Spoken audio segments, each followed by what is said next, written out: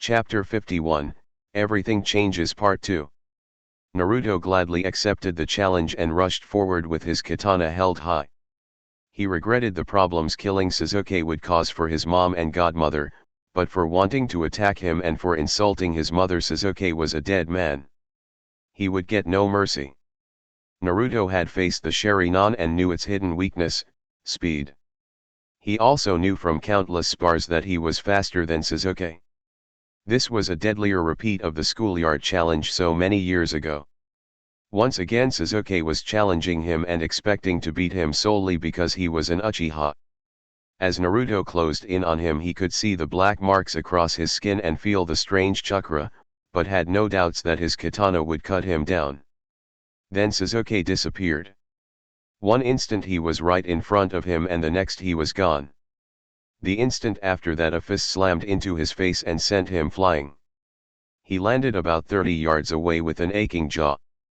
Looking up he was surprised to see Sasuke still standing near his original spot, still smiling at him. What amazing speed! I never even saw him move. It was reminiscent of Lee in the Chunin exams. Have you been training with weights? Sasuke chuckled and shook his head. Weights are for losers like Lee who need them. I told you, monster, against my Sharingan you are powerless. Don't get arrogant, Uchiha bastard. I have a lot more than one way to kill you. He drove his sword into the earth and began making hand signs. Blades of Wind technique. Naruto wouldn't be holding back. He wasn't really surprised to watch as Sasuke avoided the attack. Itachi had managed to do the same. He had used the jutsu more to test Sasuke's ability than in hopes of killing of him. It did surprise him to see how easily he avoided it. He didn't even seem to be moving very fast. Frowning, he used his next jutsu. Shadow Clones technique. 200 clones came into existence. Sasuke smirked and seemed anything but worried. Shadow clones, huh? Remember the first time you showed me this jutsu? Naruto nodded. Sure, it was the first day at the academy and you were being just as arrogant then. Is it arrogant if you can back it up? Go on and attack me, let me show you my real strength. It's your funeral. The clones all pulled out Wakizashi and charged forward. Naruto watched as the first wave leapt at him, and slowed down until they were almost standing still. As the clones got within about 5 yards they seemed to go into slow motion. Sasuke, moving at a normal pace, had no problem hitting them and destroying them. As the clones were destroyed he got their memories. To each one there had been no change in velocity, rather Sasuke had seemed to suddenly disappear and move like a blur. In swift order all the clones were destroyed. With the clones gone Sasuke turned towards Naruto and began rushing towards him. Do you finally understand what you're up against? Naruto had gotten set to fight, but as soon as Sasuke got within 5 yards he seemed to disappear. Naruto felt a dozen punches crash into his ribs and chest and his nose being flattened in a shower of blood. He had absolutely no way to defend himself and no time to even try casting a jutsu. He found himself on the ground. Sasuke stood about 7 yards away gloating and reveling at his power. He was remembering every humiliation, every defeat, and every moment of self-doubt he had suffered because of his hated enemy. All of them washed away now. As he'd always known, the true power of an Uchiha was more than a match for anything. It was worth it, he declared. It was worth killing Sakura to get this power. Despite his pain, Naruto looked up at the boy in shock. What did you say? Sasuke smiled down at him. I killed Sakura. How did you think I was able to acquire this power? Hard work. He shook his head merrily. To unlock the power of the Mangekyo Sharingan you must suffer intense grief, the sort of grief that comes from killing your best friend. I don't really have a best friend, so instead I killed the girl I loved. You loved her? You loved her and you killed her. Sasuke nodded. And you did it just to get power. That's right, I did it to get the power I needed to kill you. For just a moment he tried to imagine doing such a thing to Hinata. He sent the Uchiha a look of utter disgust and loathing. "You're the monster here, Sasuke, not me." Sasuke glared at him and moved. All at once Naruto seemed to be getting hit by 100 fists all over his face and body. Naruto coughed up blood and spat out a couple teeth as he could do nothing but take the beating.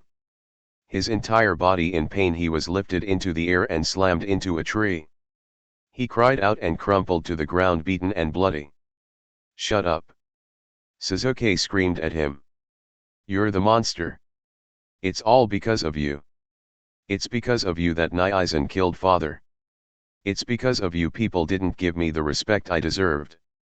It's because of you that I had to do what I did. You're the one to blame for all of it." Naruto tried to laugh, but it came out a choking wheeze. "You sound angry." Naruto gasped. "Good, 'cause I'm angry too." Naruto looked at Sasuke with slitted red eyes. He could feel something dark and terrible coming to life. The sight of Naruto's eyes reminded Sasuke of just what he was toying with. It also told him it was time to end things. Dragon Fire Technique. It was the only fitting end for the Kyuubi, to be consumed in fire. Out of his mouth he spat a white-hot inferno. It completely engulfed the monster, who let out a howl that was quickly cut off. Out it poured like his hatred, consuming Naruto and all the trees and grass around him. When it finally halted, there was a large blaze right in front of him. Naruto had been completely consumed. Sasuke nodded. It was over, and in the end even the Kyuubi was no match for an Uchiha. Burn now and burn in hell. He turned away from the Kyuubi's funeral pyre. Now he had to escape Konoha. He would be a missing nin. He hadn't thought much about the future beyond the fact that he would have to track down and kill Itachi. "Sasuke." The boy froze. He turned around. No, no, no, it can't be. Out of the still white-hot fire he watched a figure rise and come forward. What he saw couldn't be alive. There wasn't any skin. Every inch he could see was blackened. The once blonde hair was ash and the clothes had been burned completely away. On the forehead Sasuke could see a partly melted Hittite fused in place. The arms and legs hung there loosely in mid-air. The entire body was held up by a swirling mass of red chakra. From the back of the mass Sasuke could see 3 distinct tails. It had to be a corpse. No one could be burned like that and be alive. It wasn't possible. But as the terrified Uchiha watched, the eyes slowly opened. The red eyes that were there were very much alive, and they were overflowing with hatred. "Sasuke." 10 red arms shot out of the mass and came for him. Sasuke was a bit shocked that he couldn't read their movements. They would have crushed him before he'd even taken a step, but they slowed to a near halt when they got in the range of his Sharingan. Leaping away, he knew just what those arms would do to him if they got a hold of him. Instinctively he knew he had to run if he wanted to live. Leaping the 20-foot metal fence with ease, he escaped into the forest of death. Naruto was drowning in agony. The pain was too much for him to fight, and he could not keep conscious control of his actions. The red chakra had come in time to save him, but not in time to spare him being burned up alive. In a fiery haze there was only one thought in Naruto that held out and demanded action. Kill Sasuke. In his fury and his horrible pain, that was all that was left in his mind. A total and complete need to kill. Answering this demand, a 4th tail emerged out of the chakra. XXXXXXXXXX. They heard it. All of them. Every single person in the village of Konoha heard it. An animalistic howl of fury and rage. Along with the howl, every person from the Hokage to the academy students who could wield chakra felt a monstrous chakra emanating from training area 44. Those ninja who were old enough recognized the chakra from the night 13 years before. It was a bare fraction of what it had been then, not even 100th the power, but they all knew it was the Kyuubi's chakra they felt. XXXXXXXXXXX. Naruto. Kushina screamed. Haku and Saishu looked at her in confusion. They could sense the chakra but had no idea what it meant. "What is it, Kushina-sama?" Haku asked worriedly. Haku, uncle, come with me. Alisa, stay here until I come back. She raced out the door without giving anyone any chance to say a word. XXXXXXXXXXX. Tsunade and Jiraiya were having yet another argument in her office when they both felt and heard it. Oh Kami! It can't be. She looked at Jiraiya in panic. I thought you said the seal was in no danger of failing. Seal? What are you talking about? He'd not been in Konoha that night 13 years ago. That's the Kyuubi's chakra. Jiraiya's face went pale. No. That's impossible. I'm sure it could not have failed. Shizun popped her head in the office. Lady Tsunade. That chakra? I know. Tsunade snapped and grabbed Jiraiya by the arm. Come on, we're going to wherever that chakra is. Shizun, get every last umbu moving there now. XXXXXXXXXX. Father, what is that? Hinata asked him. He swallowed. I fear that is Naruto. Naruto. Stay here, Hinata. No. She gave her father a look that said she was coming no matter what. Hayashi stared at his daughter, both pleased and angered by her defiance. Very well, you are ninja after all and a worthy heir. Come and see the truth. XXXXXXXXXX. Stay calm, children, there is nothing to be afraid of. Irika called out to his students. He looked westward to where the chakra was coming from. He didn't know for certain what it was, but he had a strong suspicion. He prayed he was wrong. XXXXXXXXXX. All of you come with me. Ryuki shouted. He had gathered together every last Uchiha ninja, including his daughter. But for some reason Sasuke was missing. As a group they headed towards Training Ground 44. XXXXXXXXXX. Damn near every Konoha ninja was rushing towards the spot where they felt the Kyuubi's chakra. Only those like Irika who were on duty refrained. As they began to arrive they saw a fire and the signs of a battle. They also saw a large gap in the fence had been torn open. Before Tsunade even had a chance to bring them into order, hundreds had gone into the forest. Such a powerful chakra was as easy to track as a bonfire in the middle of the night. XXXXXXXXXX. Kai! He shouted. The 100 explosive notes he set as a trap went off as one directly under the monster. But the monster kept coming without even seeming to notice the massive explosion. The monster seemed like a human-sized fox with 4 tails made of chakra. He'd thrown streams of fire and giant boulders of concentrated fire at it, all to no effect. He'd tried a genjutsu and it had been worthless. He'd been running for his life trying to escape the monster, but no matter what trick he tried it stayed right behind, howling at him. It wasn't Naruto anymore, it was the monster in its real form. The only reason he had lived as long as he had was due to the fact that his Sharingan had slowed the attacks enough for him to momentarily escape time and again. But now he was running out of chakra. He wondered if the Mangekyo might have been more effective against the Kyuubi if he'd only had more time to develop it. He would never know. As he fled through the trees he hit his limit and the curse seal bit down on him. He crashed into the ground and could barely move. From behind him he heard the monster's howl. Bitterly he turned around to face his death. In the end he had not been strong enough. As the monster's claws reached for him he had time for a last thought, I'm sorry Sakura. XXXXXXXXXX. Oh Kami. An umbu in a falcon's mask said as he came upon the scene. He was the very first to arrive, but others who quickly filled the area whispered agreement. There before them was a miniature Kyuubi with 4 tails. And scattered around it were pieces of some unknown ninja. There was no head to be seen, so it was impossible to know who the Kyuubi had just shredded. But like a cornered animal the Kyuubi had turned to face them and seemed to be getting ready to attack. More and more leaf nins poured into the area. All of them with enough sense of self-preservation to keep a safe distance and not provoke what was before them.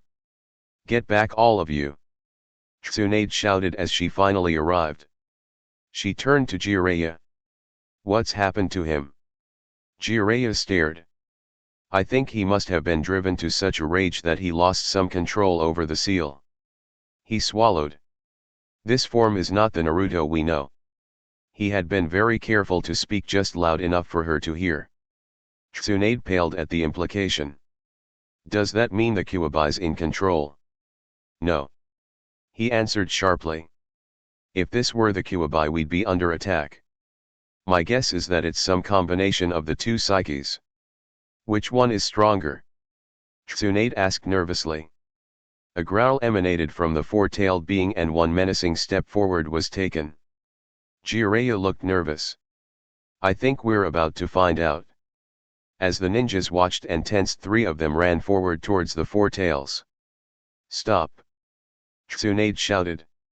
Ignoring Tsunade's call, Kushina came to a halt directly in front of her transformed son. She was only a few feet from him and in easy reach of those claws. Standing just behind her were Saishu and Haku. They were all within easy reach and none of them had any weapons drawn. Kushina held out her arms and looked up at him pleadingly. Naruto-kun, please stop this. You must stop now. The four tails halted and looked down at her. Let your anger go, Naruto-kun. Please just stop and let go of your anger. Kushina called out desperately. Another ninja broke away and came to Kushina's side. Please listen to her, Naruto-kun. Hinata cried out. Please stop now and don't hurt anyone. The four tails focused on the both of them and then, in a very human gesture, nodded. Like a weary dog, the four tails simply lay down and rested head upon arms. As they all watched with relief, the tails, one by one, began to shrink and disappear. The red chakra slowly dissipated. Kushina gasped as she saw her son's body. Mercifully he was unconscious now, or else he would have been screaming. On his forehead the metal section of his Hittite seemed to have been melted into the flesh. Her son's body was bloody red except on the back and legs that seemed to be burned black. Tsunade! She screamed as she knelt before her son and began pouring healing chakra into him. Tsunade, Shizune, and Jiraiya were quickly at her side, as were Kiba and Kakashi once they arrived. Tsunade was pouring her chakra in along with Shizune. He's going to be alright. Tsunade assured everyone. Too bad. Kushina and Tsunade both looked up from Naruto to glare but had no way of knowing just who had said that. But from the looks on hundreds of faces it was clear that many agreed with the sentiment. How dare you say that? Kushina shouted. My son is a hero. Your son is the Kyuubi. A nameless voice in the crowd shouted back, and many heads began to bob up and down. Oh no, it's begun all over again. Kushina thought with an aching heart. Enough. Tsunade shouted. The danger is now over, all of you who are not Umbu leave here now. She took a deep breath. I am calling an emergency meeting of the council in 1 hour. XXXXXXXXXXX. In Naruto's bedroom they all looked down at his sleeping form. Along with Saishu, Haku, Hinata, Kiba, and Kakashi they had been joined by Shikamaru, Shuji, and Lee. Alisa sat quietly in a chair near his bed looking at him worriedly. Thank you all for coming to look after him. Kushina said. Since his injuries were not life-threatening, she had insisted on returning him home rather than to the hospital. I have to go to the tower to attend the meeting, please stay with him, and if anyone tries to break into the mansion, kill them. Kill them? Shuji asked in surprise. Kakashi, Saishu, Haku, and Hinata all nodded. I hope it doesn't happen, but some people may want to attack him because of this. Kushina sighed. If you want to leave now, I'll understand. Shuji shook his head. No one made to leave. Go to the meeting, niece. Saishu said in a calm tone. No one will harm him, I promise you. She smiled relieved. Thank you, uncle, and thank all of you.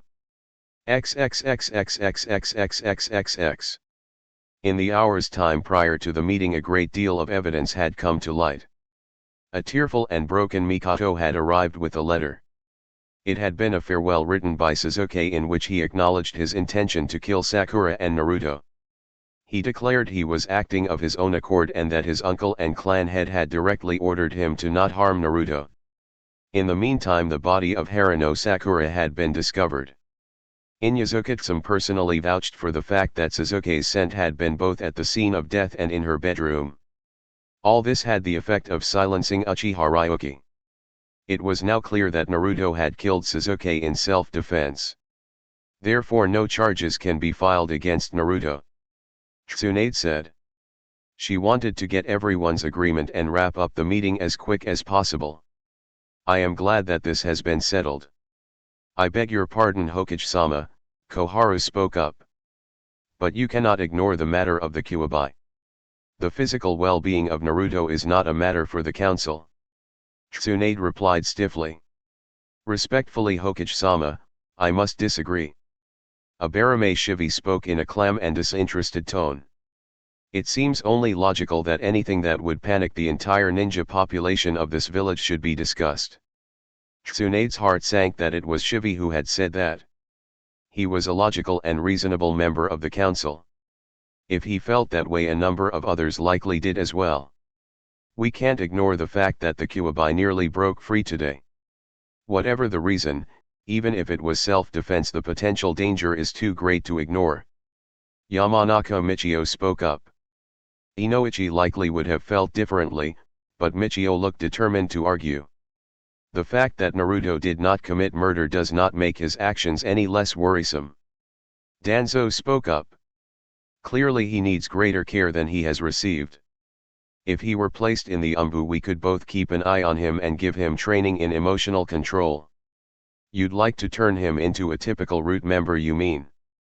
Tsunade said. Danzo shrugged. He was well aware the Hokage did not trust him.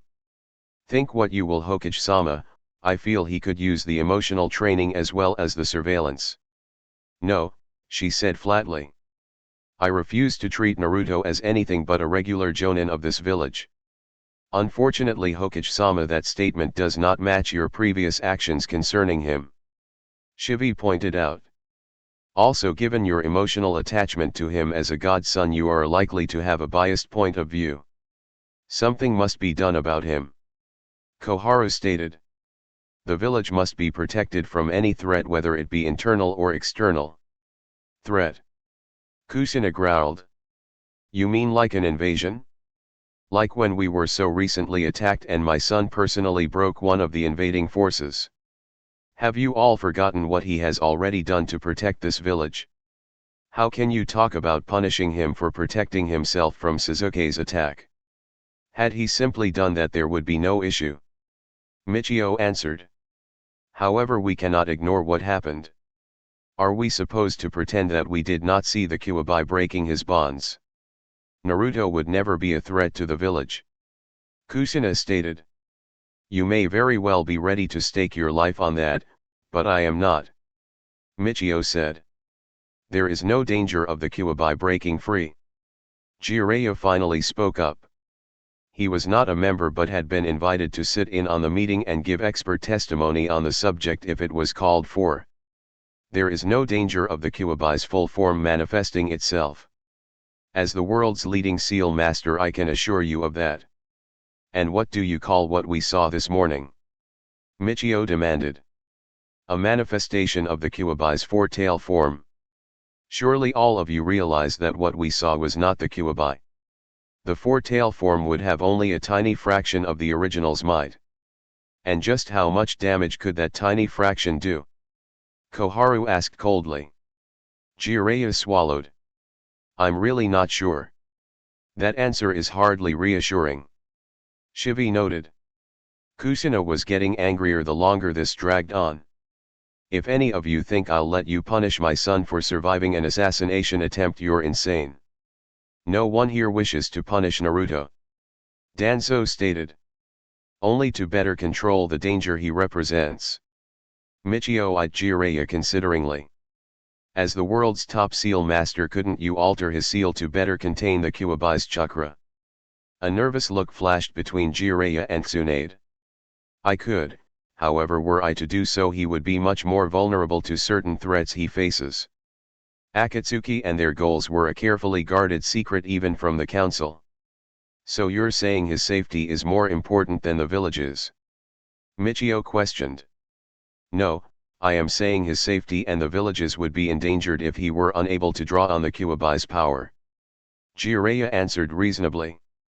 After all, what would have happened had he been unable to draw on it during the invasion? How many more would have died? Would we have even won? What you say may be true, Koharu said. But things cannot remain the way they are. Something must be done to ensure that what happened today does not happen again. Tsunade looked at them. Maybe half the council sided with the point of view that something had to be done. It was clear to her that Naruto would never get the support he needed to one day succeed her unless something was done to convince them that he was not a danger to Konoha. Perhaps he can be given special extended training to better control his power. Tsunade said quietly. That is what I suggested. Danzo frowned. Not with the Umbu, but with Jiraiya. She took a deep breath. This was not what she wanted, but the way things were headed they would be worse if she didn't cut it off. Jiraiya and Naruto could go on an extended training exercise away from the village for 2.5 years. What? Kushina glared at her friend. You want him to go away for 2.5 years? Tsunade looked at her patiently. It would be a great learning experience for him and he could learn improved control. I refuse to allow it. Kushina said. That is not your decision to make. Michio said. He is a ninja, it is his duty to perform any mission assigned to him by the Hokage, even one of such a long duration. This does seem to be a reasonable course of action. Shivi stated. It would have the added benefit of calming the concerns of both our ninja and civilian populations. Kushina looked pleadingly to Tsunade. Tsunade, you can't send Naruto-kun away from me for 2.5 years. Tsunade shook her head slowly. I am sorry Kushina, but as Hokage I must do what is best not only for him but for the village. She tried to sound cheerful. I am sure that when he returns he will be stronger and more capable than ever. Kushina shut her eyes and sank into her seat. A part of her could understand the reasoning and why this was not bad given the circumstances.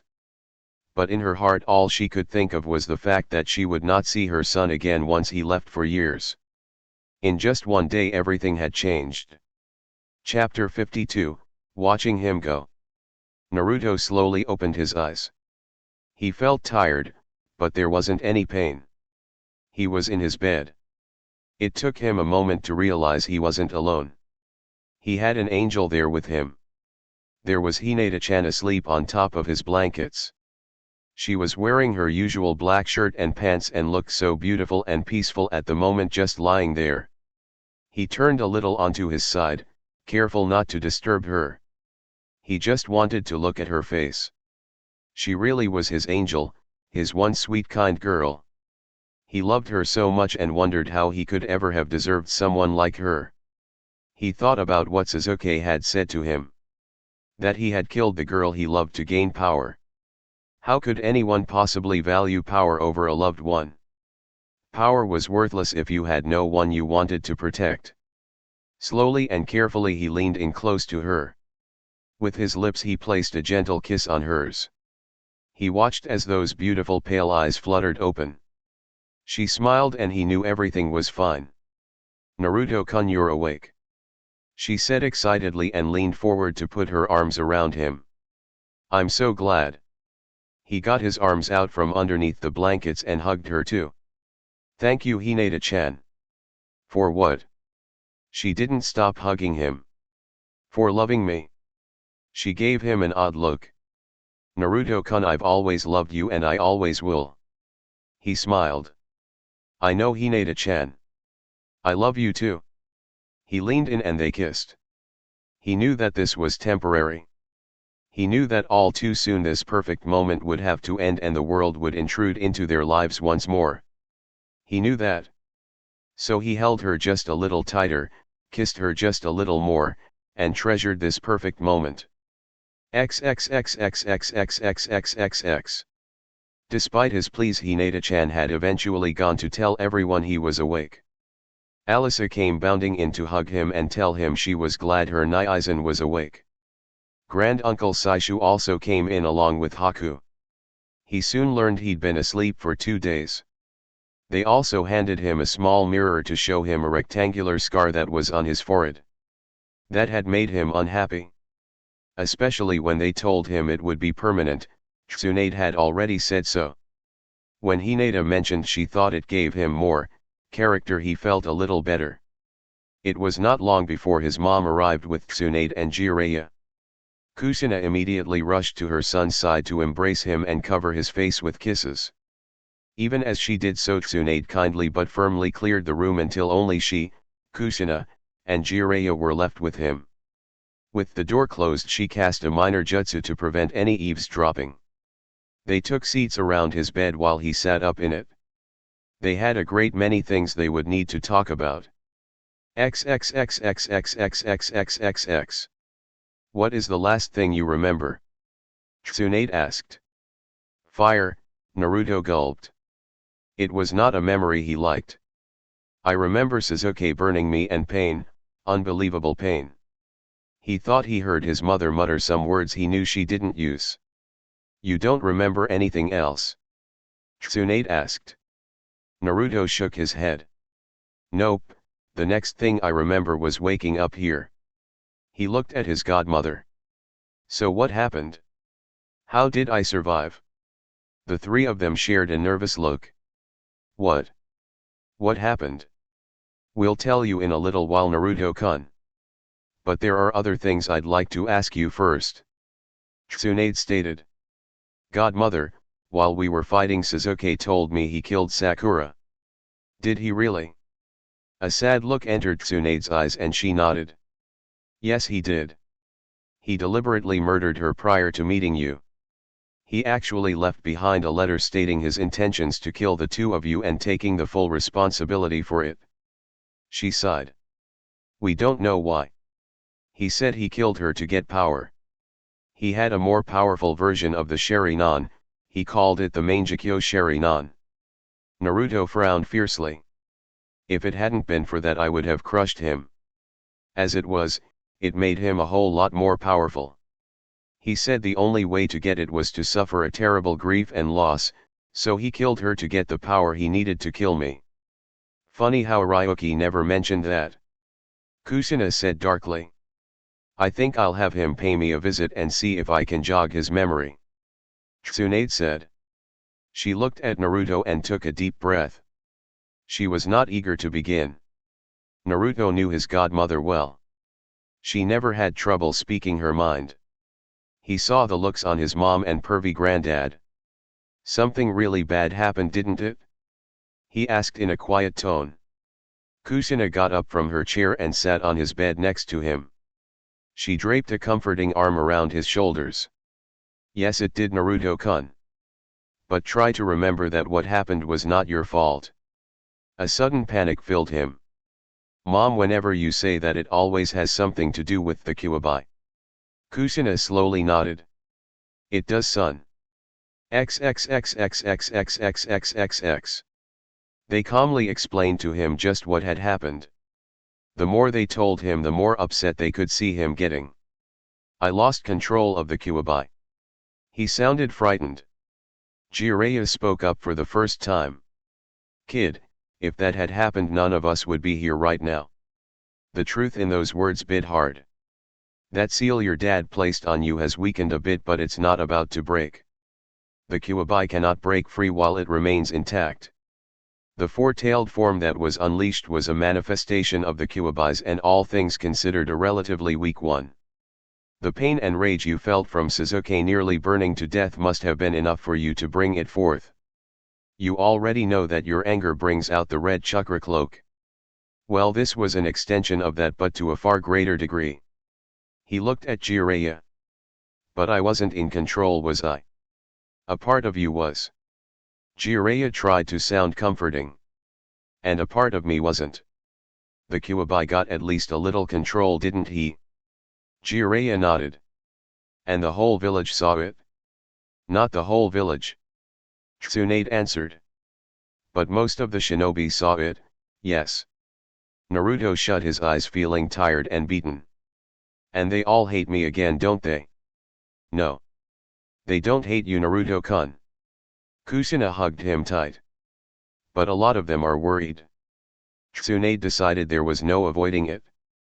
Naruto, I held an emergency meeting of the council and many of them were concerned about you. What you mean is they were afraid I'd lose control of the Kuwabai again. Naruto said morosely. Something like that. Tsunade said. Naruto, it was clear to me that if something wasn't done to assuage their fears that they would never support you as my successor. So I decided to send you on an extended training mission with Jiraiya. A training mission? Jiraiya smiled. It'll be great, kid. I intend to teach you everything I know. I consider you my heir, Naruto, just like I did your father. When we get back you'll have all my knowledge. And while we're at it we'll also train you to have greater self and emotional control. Naruto thought about it and slowly nodded. That sounds good, Jiraiya-sensei, you know how much I love learning new jutsus. Will we be back in time for the new year? Once again the three of them shared an uneasy look. What? We'll be gone longer than that. Naruto, it's going to take a while to teach you everything. Naruto began to feel a little worried. How long would it take? 2.5 years. What? You want me to leave for 2.5 years? Can't we at least spend some of that time here in the village? Jiraiya shook his head. No, Naruto, I know that seems like a very long time, but for the amount of information I intend to impart on you it really isn't. This time will be a unique one in your life and I want you to have as much instruction and new experience as possible.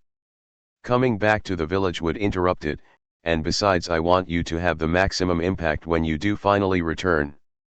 Forget it. I won't go. He crossed his arms and sounded like an upset 13-year-old. I'm sorry, Naruto, but you can consider this an order from the Hokage. Tsunade said. He looked at her, not believing it. Godmother, you want to send me away? She shook her head. No, when Jiraiya first requested this I told him absolutely not. But unfortunately with what has happened it's the best option we have. If you want to reach your dream, Naruto, you have to do this. I can still be Hokage without leaving for so long. A thought occurred to him. If it's a mission, what rank are you assigning it? In general all training missions are considered C rank. Tsunade said. He smiled. Well, I have the right to refuse any assignment rank below S rank, so I'm refusing to go. He heard his mother sigh. Son, you have to go. He craned his neck to look at his mother's saddened face.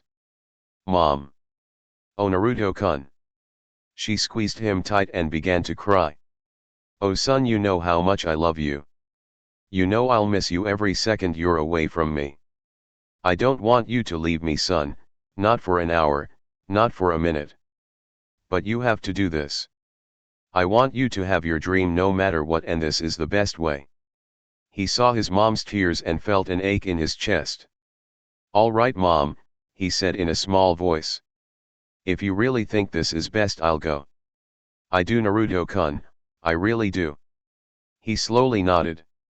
He thought about everything he would be leaving behind.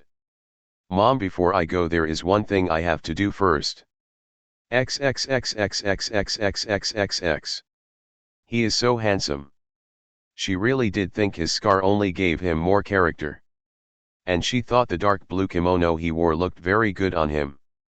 She could not remember the last time she had seen him wear a kimono. He and his mother were both wearing them, which was odd. Normally they were reserved for formal occasions. Kushina had simply called her father and asked to come over and meet with them. She was even more surprised to see a slight grin on her father's face. It's not really a surprise, Hayashi said under his breath. What, father? Hinata asked. He looked down and actually smiled at her. When was the last time he'd done that? You'll see, Hinata. Naruto's eyes never left her and he had one of his huge and happy smiles. She was standing beside her father.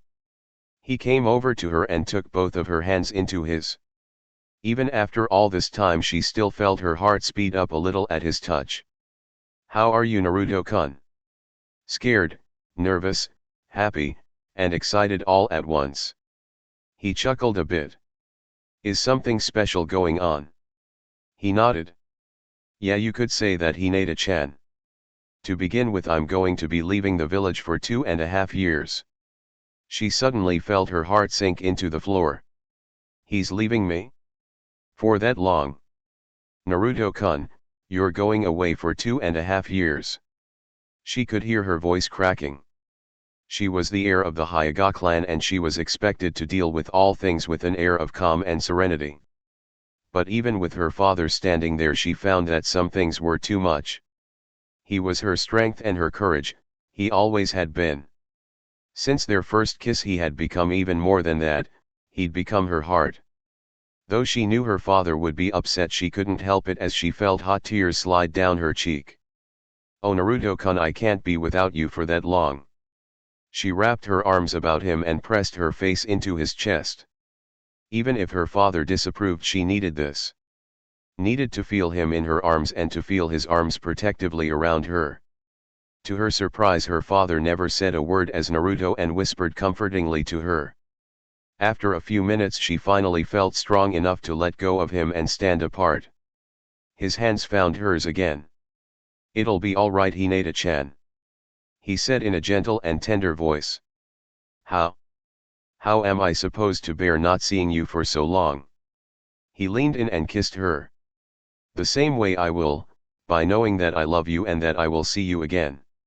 She slowly nodded. Nothing could make this all right, but his words made it a little better.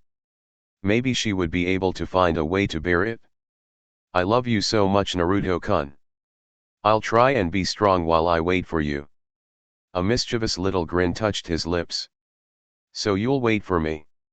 "Of course I will. How could you even doubt that for a second?"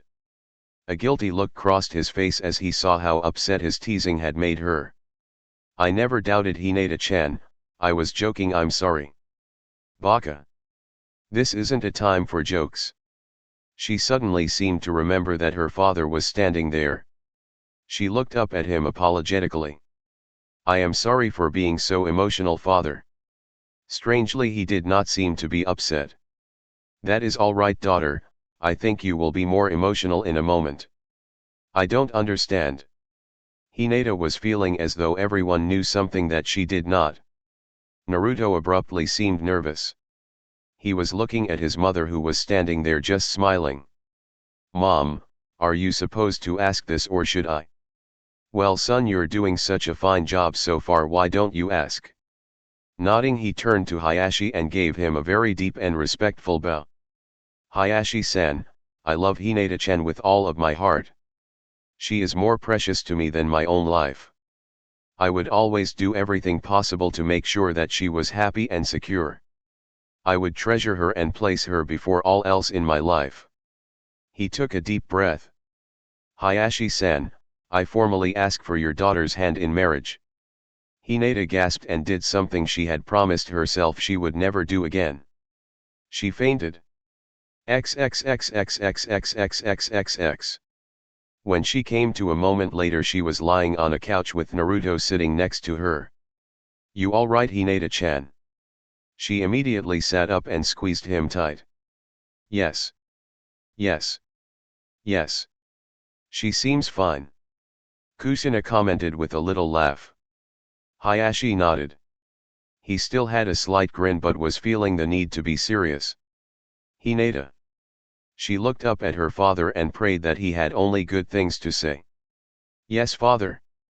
As you have heard, I have received a formal request for marriage from the heir of the Namikaze clan. This has long been the match that your mother and I hoped for. As such, I have given my blessing." Hinata's heart soared. "However," he said seriously, and she felt a twinge of fear. "If you marry him, you will no longer be eligible to lead this clan. You will never be the Hyuga clan head. You must choose." I know it will be difficult. I renounce my position as heir. I want to be with Naruto-kun. Kushina laughed. I guess it's not so difficult. She looked down at them happily. May you have all the happiness that Minato and I shared. And may you have it for many long years to come. Naruto-kun, isn't there something you want to give her? Smiling, he reached into his kimono and pulled it out. This is for you, Hinata-chan, it's the engagement ring my dad gave my mom. She gasped and looked towards Kushina. I can't possibly. Don't be silly, Hinata-chan, it was my idea for Naruto to give it to you. Thank you so much, I'll treasure it. Naruto tried slipping it onto her ring finger only to find it was far too large. Hinata simply took the ring from him. I'll get a gold chain and I'll wear it around my neck until it fits. He laughed. Good, so we'll both have necklaces.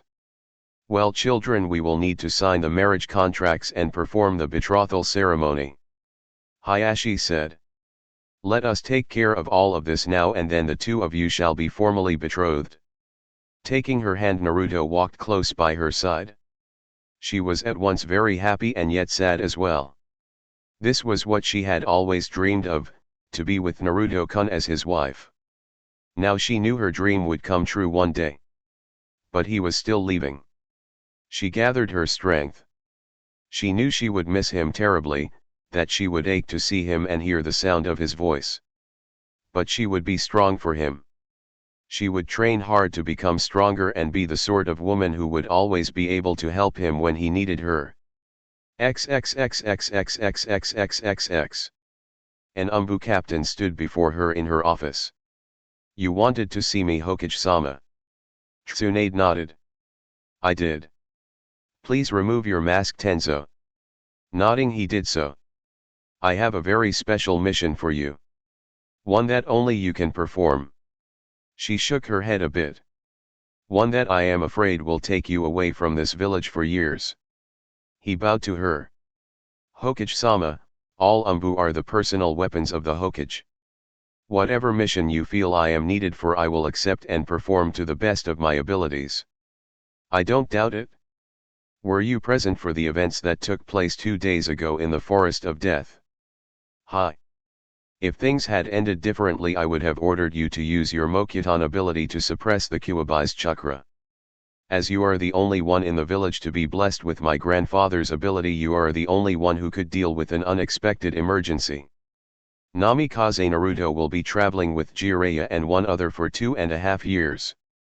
You are to accompany them. Your mission is to protect Naruto and if necessary to suppress the Kuwabi's chakra. He nodded. I understand. Since you'll be away from the village for such an extended period of time, you won't be acting as Umbu. You'll be assigned as a regular Jonin. I'm issuing you the cover name of Yamato for the mission. Yamato. He mulled it over. I like it. Any questions? No, Hokage-sama. She nodded. You're dismissed, you'll be leaving tomorrow morning at 8. XXXXXXXXXXX. The party was a last-minute thing. Tsunade had decided to keep Naruto's departure quiet. He would leave and sometime later it would become known. That was felt to be safest. As such, only a few people were invited, those who Naruto cared for and wanted to say goodbye to. XXXXXXXXXX. I can't believe you're going to be away for that long. Kiba said, and Akamaru barked in complaint as well. Naruto sighed. It's not like I really want to go, but everyone thinks it's for the best. Kiba took a quick look around to make sure that none of the older folks were looking at them. He quickly took out a sliver flask and unscrewed the top. Naruto, he spoke in a hushed and nervous tone. Have a drink with me. We'll celebrate your engagement and wish for a safe journey. Naruto shook his head but took the flask. You trying to corrupt me? Hey, it's a special occasion. Now hurry up before your mom spots us. He laughed and took a quick swig. He made a face and handed it back. Oh, that's nasty. Kiba took a drink and made a similar face. Yuck, It really is. Naruto laughed. I'm going to miss you, Kiba. XXXXXXXXXXX. Here. Kakashi proudly handed him a familiar-looking orange-covered book. His eyes darted about on the lookout for Kushina and Tsunade. A long journey is always better when you have good reading material. Everybody's trying to corrupt me tonight. He took the book and hid it. You know I don't like this stuff. Kakashi shrugged. You're getting older, maybe it'll grow on you. Kakashi gave him one of his rare serious looks. Listen, Naruto, there is something I want to tell you before you go. I don't normally say this, but I want you to know I am very proud of you. You are the best Otauto, and the best teammate anyone could ever ask for. I know that if Sensei were alive he'd be just as proud of you as I am. With a wide smile he gave Kakashi a big hug. Thanks, Naizen. No one could ever ask for a better older brother or sensei. XXXXXXXXXXX. But why do you have to go, Naizen? Alisa said. Because I am a ninja and this is a mission. But I thought the Hokage liked you. Why is she sending you away for so long? He smiled at her sadly. Imuto, you know I am the Kuwabi's container. This mission has something to do with that. She looked up at him sadly but with some understanding. They hadn't known each other for that long, but she had come to think the world of him. I'll really miss you, Naizen. I'll miss you too, Imuto, and I promise that I'll play with you again when I come back. She smiled. Can I braid your hair again? We'll see. XXXXXXXXXX. Checkmate. He looked at the lazy ninja suspiciously. Did you let me win? Shikamaru shrugged. Maybe, so you and Hinata are really engaged. We sure are. Shikamaru smirked. Worried someone might take your place. Nope, I just realized that there was no one else I would ever love as much as her and no one else I wanted to spend my life with. I just wanted it to be official before I left. I wanted her to know that I was ready to make a lifelong commitment to her. Shikamaru shook his head. You know, Naruto, you've let her have too much control over you. Man, it's troublesome when you let a woman have that much power. Temari came over and took a hold of his arm. Come on, lazy, I like this song, dance with me. But now. She hauled him to his feet and dragged him to the dance floor. Naruto watched with a smile on his face. Lucky guy. XXXXXXXXXX. Lee sat by himself. He'd come to support his friend and say goodbye. He did not feel much like celebrating. Sakura's funeral had been that morning. I am very sorry, Lee, I know what she meant to you. Lee turned to him and bowed. Naruto-san, you avenged her death, and for that I thank you. For that and much else I will always be in your debt. But, if you do not mind, I think I will go home now. Sure, he had trouble with what to say. Lee, I truly believe that time will help. Time really does heal all wounds. Though there are sometimes scars. Lee didn't really believe that but bowed again anyway as he left. Arigato, Naruto-san, I wish you a safe journey and return. XXXXXXXXXX. Near the hallway entrance, Kushina and Saishu watched as the newly engaged couple danced. How can I be so happy and upset at the same time? Kushina asked. Saishu put a comforting hand on her shoulder. I believe it's called being a parent. She nodded. Thank you again, uncle, for agreeing to accompany him. It is both my pleasure and my honor. I will protect him with my life. Kushina let out a sigh. He's my little boy, it's hard to think he will be 15 when I see him again, and he'll be married not long after that. Saishu nodded. Given what our lives are, ninja should marry as soon as possible. Hinata's birthday is December 27th, they will likely marry the following spring. She shook her head. Well, at least there will be plenty of time to plan the wedding. They watched in silence for a while as Hinata and Naruto danced together, oblivious to everything except one another. He heard his niece mutter something beneath her breath. "I'm sorry." She looked at him with a cheerless set. "I said it's not fair. Naruto has suffered hatred for something that was never his fault. He alone has borne a terrible burden for the sake of this village, for which many have tried to murder him. Despite that, his love for Konoha and its people has never wavered. He has fought for them, killed for them, risked everything for them, and how do they thank him? They force him to leave. It's not fair." He looked at her sternly. "No, Kusina, it's not, but the world is rarely fair, especially not to we who are ninja. You know this. Take the joy you can and try to leave the sorrow behind. Enjoy the sunlight while you can, for night comes." She nodded. That was good advice.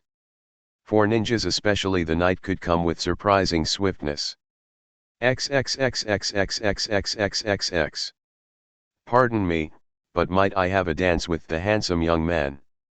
Naruto and Hinata were surprised to see Kusina standing there smiling at them. Hinata laughed. "I don't mind, unlike Ino I'm sure you'll give him back to me." Kusina stepped forward and began to dance with her son. "I am very happy for you, my son." He gave her a huge smile. That smile that he'd always had even as a little child. And in that smile she felt the sunlight's warmth. "Thanks, Mom." They danced for a single song and she hoped that the light would last until she could see him again. XXXXXXXXXXX. It was late and all the visitors had gone home except for one. Hinata would be staying in a guest room at Namikaze. She wanted to have every minute with Naruto that she could. Though it was dark out and a bit cold, they were in their favorite spot, on a little bench in the rose garden. "The roses have all died," Hinata said a bit sadly. Naruto shook his head. "They haven't died, Hinata-chan, more like they've gone away." He gently touched her cheek. "But they'll be back." Looking at him, she nodded. "I know, but I miss them." They came together and kissed, and the night did not seem so cold or dark. XXXXXXXXXX. It was 8 a.m. Jiraiya, Naruto, Yamato, and Saishu were packed and ready to leave. Only Tsunade, Kusina, and Hinata were there to see them go.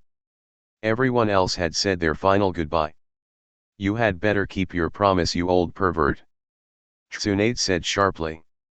"Oh? And what promise was that?" "I've been known to make a lot of promises to a lot of women." Jiraiya smiled. She crossed her arms beneath her ample bosom and glared at him dangerously. "You said if I agreed to let him be apprenticed to you, you'd stop that vile research of yours while you were with him." "I did say that." He agreed amicably. "And then you said no until the council basically forced you to it, so, ow. Ow. Ow. Let go of my ear, you crazy harpy. You listen to me, you dried up prune of a man. If my godson comes back here and starts peeping into bathhouses, I will find you, snap every bone in your body, heal you, and snap them again.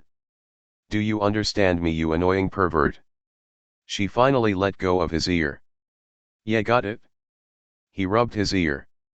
"Millions of beautiful women in this world and I have to fall in love with her? I must be insane. Goodbye, Naruto-kun, write to me whenever you can." Kusina gave her son a last hug. "I will, Mom, I promise." "I'll write you too, Hinata-chan."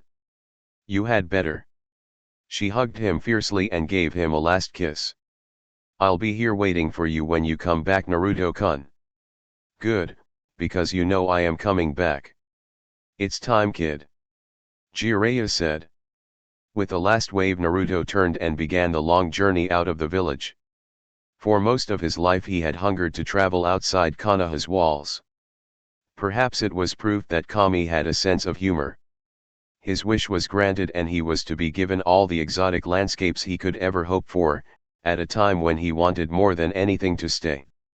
Though it was hard, the three women who watched him go managed to resist their urge to cry.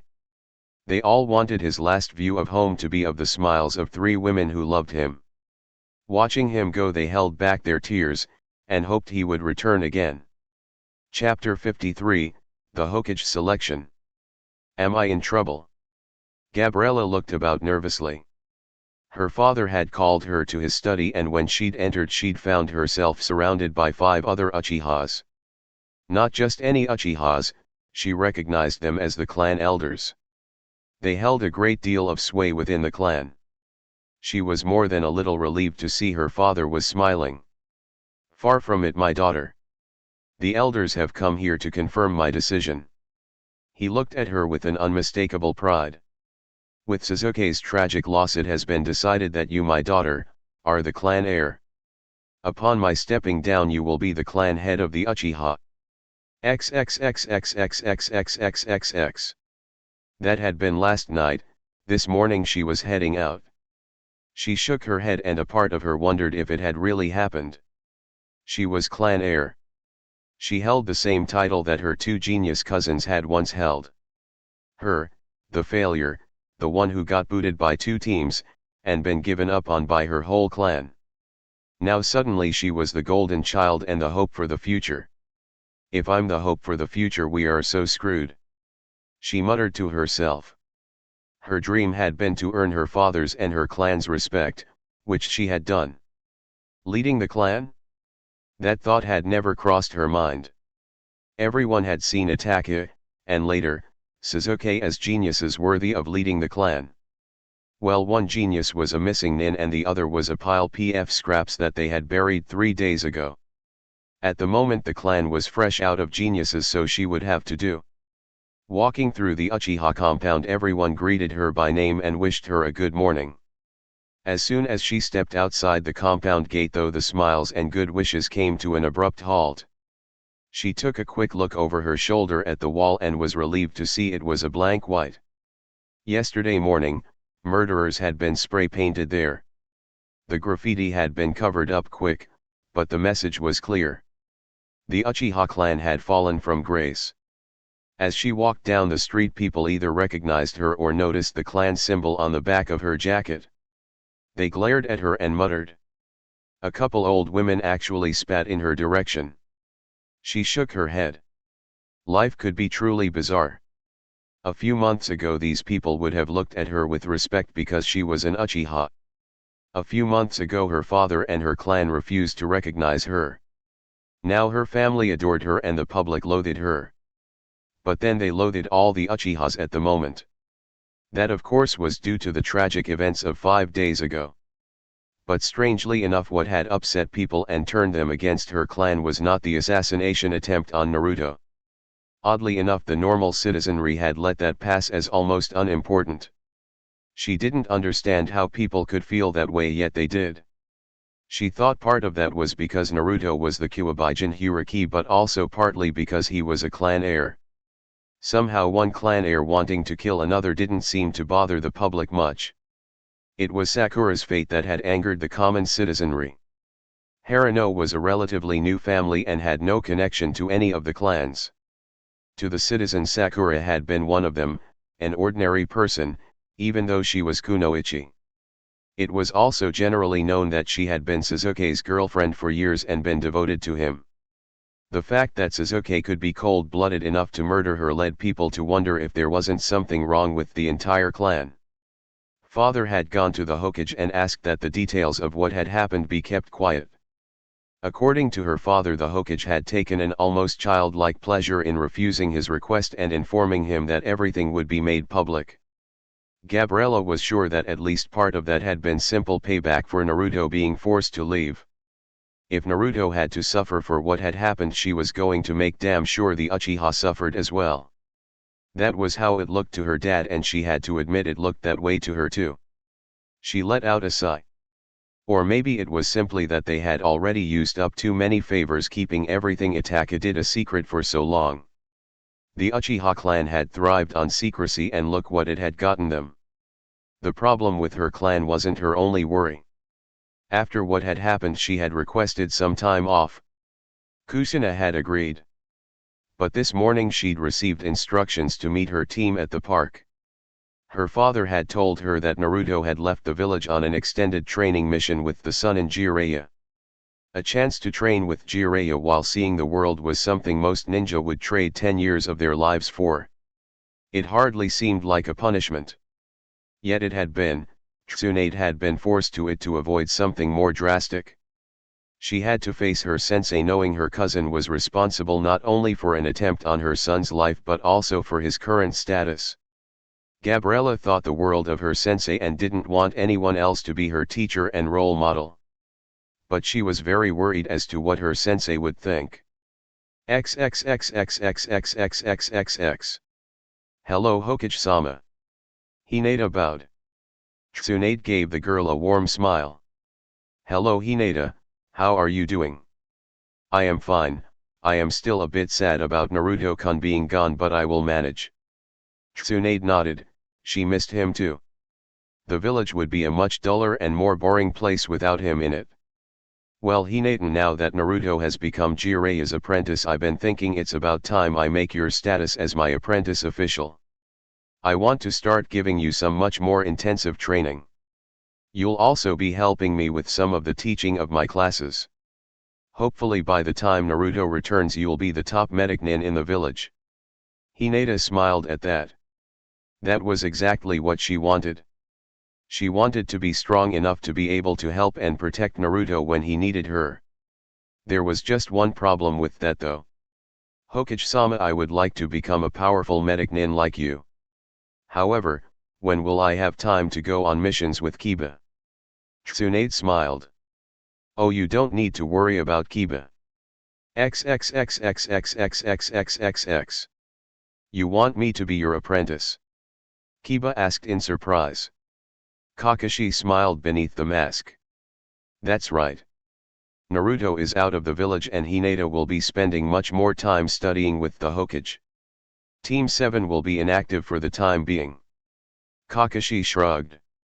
With you and Hinata being Chunin and with Naruto being Jonin, you would have gone on fewer and fewer missions as a team anyway. Now since you and I will be working together as a two-man squad, we'll be going out on some A and B ranks between intensive training sessions. I'll try to make sure the missions we get will be especially challenging. Kiba's grin was from ear to ear. Sounds good.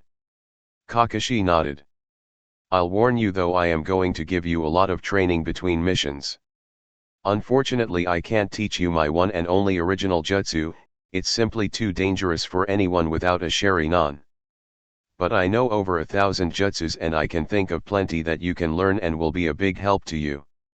Also, since you'll be my apprentice, I'll let you sign my dog summoning contract. Cool. I've always wanted to do that. On top of his head Akamaru began to whine. Oh, don't be that way Akamaru. Of course these nin dogs aren't replacing you. You're always going to be my partner. Think of them as your backup, you know, like Kakashi is mine. Kakashi's sweat dropped. You think I'm your backup? XXXXXXXXXX. Gabriella met her team at their usual meeting place, in the park by the pond. She was very relieved to see them both smile at her. Haku immediately approached. Gabriella, how have you been? She grinned. I'm just fine Haku. He came to a halt a couple of feet in front of her and just sort of froze. He smiled at her a bit shyly and held his arm stiffly to the side. I am very happy to see you. Her cheeks darkened a bit. Standing there in front of her, Haku looked a bit awkward, something he never was in combat or in training. He still isn't used to physical affection. Stepping forward, she put her arms around him and rested her head on his chest. His arms remained at his side. I'm happy to see you too. You know, if you want to hug me, I promise you I won't break. He hesitated a bit but finally put his arms around her. She thought it felt wonderful. Smiling, Kushina gave them a moment before finally speaking.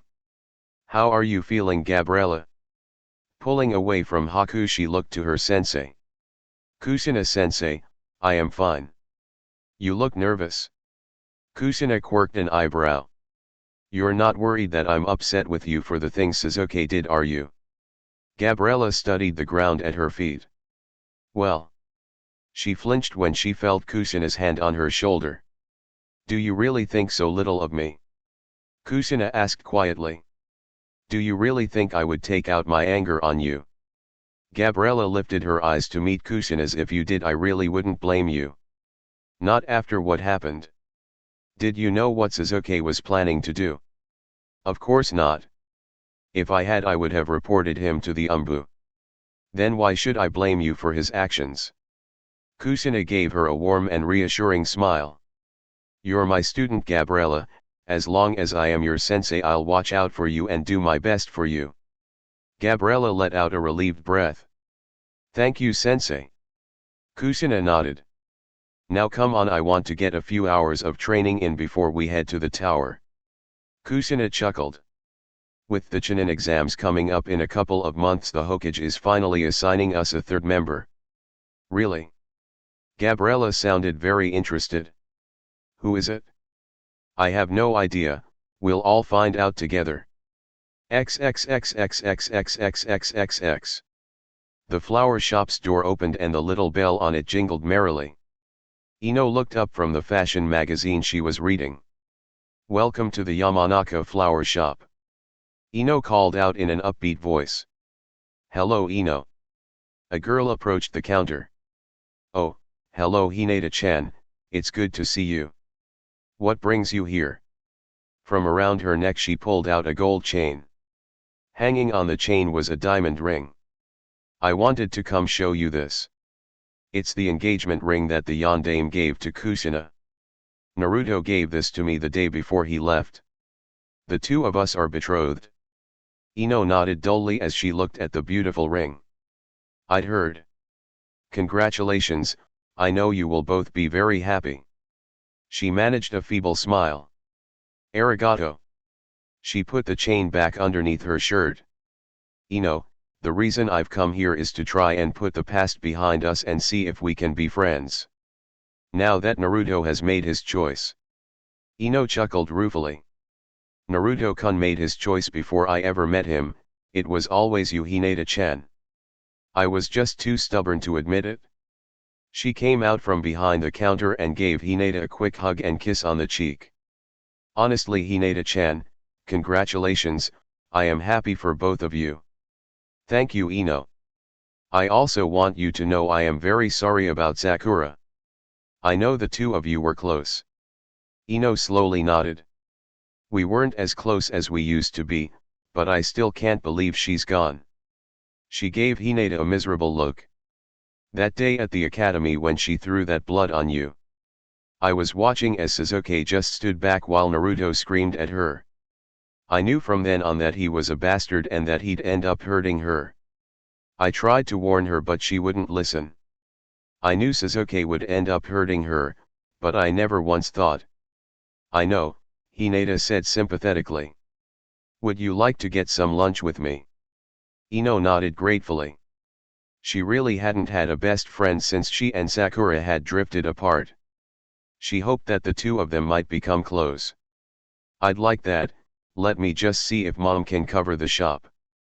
XXXXXXXXXX. They stood before the Hokage in her office.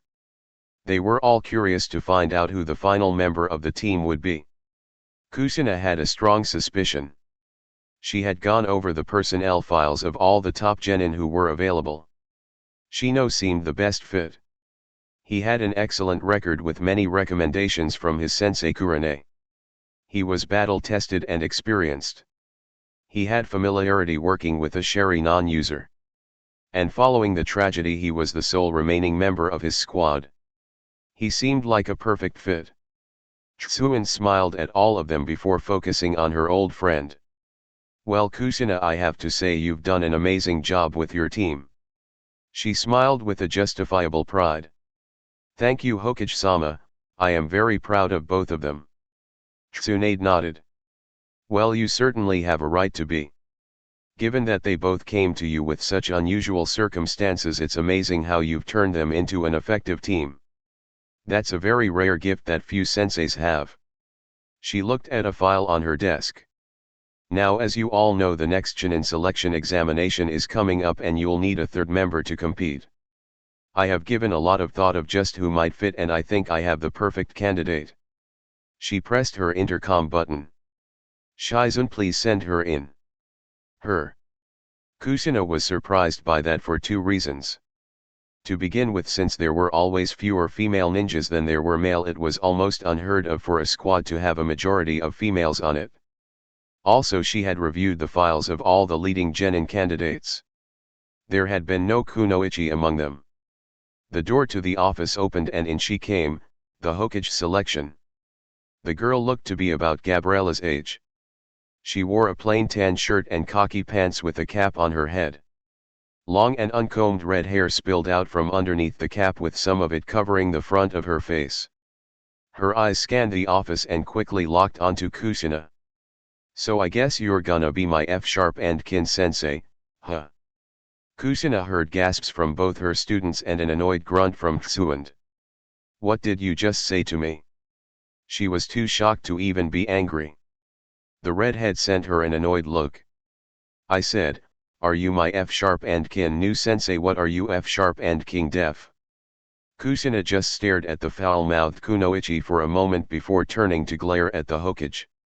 Do you hate me? Chapter 54, an old Uzumaki clan tradition. Tsunade sighed. Of course I don't hate you. Prove it, give me Shino instead of this foul-mouthed little girl. Kusina said. Hey F-sharp and KU. I'm standing right F-sharp and king here. Kusina sent the girl a dangerous look. Stop using that foul language in my presence.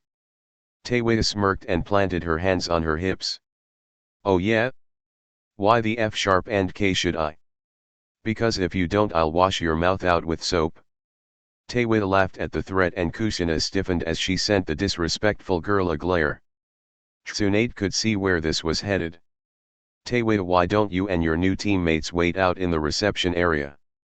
Yeah, whatever. She turned around and went out the door. Gabriella and Haku both glanced at their sensei.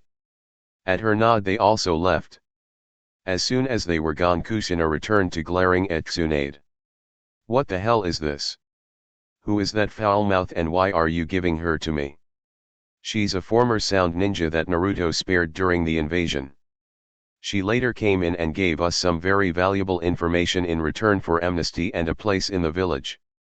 She's an outcast from another village and you expect me to take care of her? Tsunade gave her a surprised look. That could have described Haku as well. Kusina shook her head. Haku was different. He was always respectful and good-natured. It's obvious this girl is nothing but trouble and a discipline problem. Tsunade smiled. Now you're describing Gabriella. Kusina's eyes flattened. Oh, I get it. I was able to get through to one problem child and now you expect me to get through to this one. Kusina, you must admit you do seem to have a gift for dealing with unusual situations. Teiwei is a difficult case, but just like Gabriella and Haku, she has great potential. Tsunade took a manila folder from her desk and handed it over to Kusina. Here, take a look at her file. With a lack of eagerness, Kusina took the file and opened it. She quickly scanned through the information. She was part of Orochimaru's bodyguard. She sent Tsunade a disbelieving look, but the Hokage nodded. If that's true, the girl really must be strong. I see she uses genjutsu and summoning, strictly a long-range type then. With a close combat specialist in Gabriella and a mid-range type in Haku, she should fit right in. Tsunade pointed out helpfully. That's only if I can get her to work with her teammates. Kusina kept reading until she saw something that made her stop and again glare. She has a curse seal. You expect me to accept a student with a curse seal like Sasuke's? It has been suppressed. I had Jiraiya apply a blocking seal. I guarantee she won't be able to use it, and she has been warned that if she ever does, she'll be banished from Konoha. Frowning, she snapped the file shut and placed it on the desk. I still don't want her. I'll take anyone else, give me Shino or Chuji or any other genin. Tsunade shook her head slowly. Chuji is being transferred to Kurene's squad with one other. I've already made other arrangements with all the available genin. Don't give me that crap, Tsunade. All it would take is your signature on a couple forms, and I'm not being picky here. I'll take anyone else. Tsunade gave her a stony look. No, if you refuse to accept her, I won't assign you anyone else. Which means that your team won't be eligible for the Chunin exams. What? Why would you do that? And don't give me your usual garbage about your duty as a Hokage. The fate of the village is not at stake here. Fine, the truth is, Kushina, I honestly can't think of any other Jonin sensei that might be able to handle her in time for the exams. Despite her attitude, she has great potential and could be a fine asset for the village. I think she could also make a good addition to your team. Just give it until after the exams. If you still don't want her, I'll reassign her and give you someone else. But not until after the exams. Tsunade shook her head.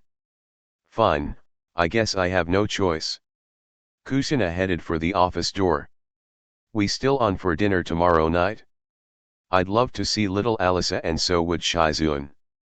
Fine, Kushina muttered and stormed out. Being personal friends with the Hokage could be annoying sometimes. XXXXXXXXXXXX.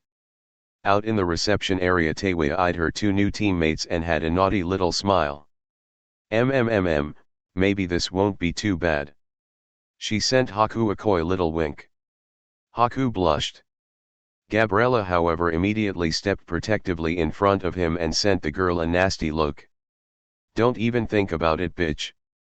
He's mine. Gabriella snapped. Haku looked at her surprised. I am. Gabriella looked up at him. Well, I sort of thought. Teiwei laughed slightly. Funny, he doesn't look like he belongs to anyone. So what's your name, cutie? He gave her a polite bow. I am Mamaki Haku. Boy, you're F-sharp and king polite. I'm Teiwei. They haven't let me out of my cage much, so I'm still F-sharp and king raw. How about you show me around the village later? He was about to answer when Gabriella sent him a look promising immediate pain and sorrow if he gave the wrong answer. Haku was a bit worried, as he'd never had a situation like this come up before. Fortunately, he spotted Kushina coming out of the Hokage's office. All right everyone, it looks like we're going to be a team. So let's go to training ground 25 and get to know each other. She turned directly to Teiwei. Oh, and one more thing, no more cursing. It's disrespectful to me and to your teammates. F-sharp and KU. This is how I've always F-sharp and king talked, and I'm not F-sharp and king changing for anybody. Seeing Kushina begin to grip her fists, Haku and Gabriella took a couple steps back. Your name is Teiwei, right? That's F-sharp and king, right? The girl looked at the other redhead defiantly. Well, my name is Namikaze Kushina, and since I am your sensei, I think I should explain a few things to you right now so that we understand each other. As your sensei, it is my responsibility to give you my protection and to teach you all that I can. In return, as my student, it is your responsibility to follow my instructions and provide me your best effort at all times. Now, when I tell you to stop cursing, that's a command, not a request. I expect you to obey me. As of right now, I do not want to ever hear any more of that foul language coming out of your mouth. The girl planted her fists on her hips and stared back defiantly. F-sharp and KU. I don't give a s hashtag and t if you're my F-sharp and kin sensei. I'm not changing how I F-sharp and king talk. I see. Kushina said calmly and smiled at the young woman. How would you like me to introduce you to an old Uzumaki clan tradition? Gabriella had a sudden flashback. You might want to listen to her. Teiwei glared at the girl and then Kushina. F-sharp and K, both of you. I will take that as a yes. Kushina said in a pleasant voice. And with surprising speed she reached out and grabbed a handful of Teiwei's hair. She yanked the girl's head down to waist level and began to painfully drag her out of the reception area and down the hall. Ow! What the F sharp and K are you doing, you crazy F sharp and king bitch? Let go of me, bitch. I said let me F sharp and king go. Taewei howled and fought like hell to get out of Kushina's grip. Her arms flailing about and her shouts were ignored as Kushina dragged her along. Shizuan, the secretaries, the Chunin guards, the others waiting to meet the Hokage, all joined Gabriella and Haku as they watched Kushina drag a still fighting and cursing girl into the women's room. What is going on out here? Tsunade came out of her office. Sensei is introducing the potty mouth to an Uzumaki clan tradition. Gabriella answered with a straight face. I see. Tsunade shook her head and went back to her office. From the women's room they could hear Taewei screaming and then heard her voice being garbled. What do you think Kushina-sama is doing? Haku asked. Sounds to me like she's drowning the bitch. Gabriella answered conversationally. Haku looked worried. Should we help? Gabriella shook her head. No, I'm sure Kushina can drown her without our help. Haku gawked at her. I mean, should we prevent Taewei's drowning? Gabriella smiled. Hell no. The sounds of struggling continued for several more minutes before they finally quieted down. The door swung open and out stepped Kushina. Gabriella noticed immediately that the front of her clothing was wet. Sensei, what happened? Gabriella asked. Kushina wore a grim but satisfied smile. I washed her mouth out with soap. Gabriella stared at her. You're joking. The women's room door swung open again. Out stalked a furious-looking Taewei. She looked like a drowned cat. Her hair was hanging down in wet matted clumps. Her shirt was soaked and Gabriella could see the girl didn't believe in bras. From Haku's sudden blush she knew that he'd noticed as well. Taewei coughed and a few soap bubbles came out of her nose. Now then, Kushina spoke with a deceptive calm. Are you going to curse anymore? Taewei looked ready to bite through metal bars, but answered in a small voice. No. No what? Kushina asked. Taewei glared at her hatefully. No, you stupid bitch. Without a word Kushina grabbed a handful of slick red hair and began dragging a howling Taewei back into the women's room. Gabriella looked over to Haku. Let's sit down, this may take a while. XXXXXXXXXX. It was mid-afternoon as they stood about training ground 25. Even with the sun out the air was chilly. Taewei was drenched and shivering. Damn, I'm freezing. Haku approached her. I have a jutsu that would help. Would you like me to use it? Ugh, yeah, go ahead. Taewei was having a hard time with her new more limited vocabulary. Her mouth still tasted like soap. Nodding, Haku went through a few basic hand signs. Water condensation technique. With the jutsu complete he touched her shoulder. Instantly the water condensed and flowed out of her clothes and hair. In a moment she went from being soaked to being bone dry. She gave him a big smile. That's a hell of a trick. I'm still kinda cold though. She took a little step closer to him. Wanna help me warm up? Gabriella neatly slid in between them and gave the other girl a look that was a lot colder than the weather. Try some jumping jacks. Looking on Kushina's side. This was not going well. Alright, that's enough. If we're going to be a team we need to get along with each other. She tried to lighten the mood. Let's go ahead and formally introduce ourselves. I'll start. I am Namikaze Kushina, clan head of Namikaze. I like my son, my students, and my little Alisa-chan. I dislike anything or anyone who threatens the people I care about. My only dream is to see my son become Hokage. She looked at Haku. Why don't you go next? Haku nodded. Hi Kushina-sama. I am Mamakai Haku. I like my pet bunny, Kushina-sama, Gabriella, Naruto, and my friends. I dislike anyone who threatens those precious people. My dream is to grow strong enough to protect the people I care for. Taewei grinned at him. You really got a pet rabbit? Haku nodded. Yes, I call him Mr. Fluffy. Teiwei laughed. You're a virgin, aren't you? Moving along, Kushina interrupted. Gabriella, you go. Sure sensei, I am Uchiha Gabriella. I like my father, my sensei, and my teammate Haku. I dislike foul-mouthed red-headed little tramps. My dream is to eventually help my clan to improve itself. Kushina nodded. And now our newest member. Teiwei sighed. I am Yakubo Teiwei, formerly of the Sound Village and the Sound 4. I like fighting, music, and cute innocent little virgin boys. She sent Haku a bawdy little wink. Then looked directly at Kushina. I hate people who try and change who I am. My dream is to be a badass kunoichi that everyone respects and fears. Kushina slowly nodded. Well, that was informative.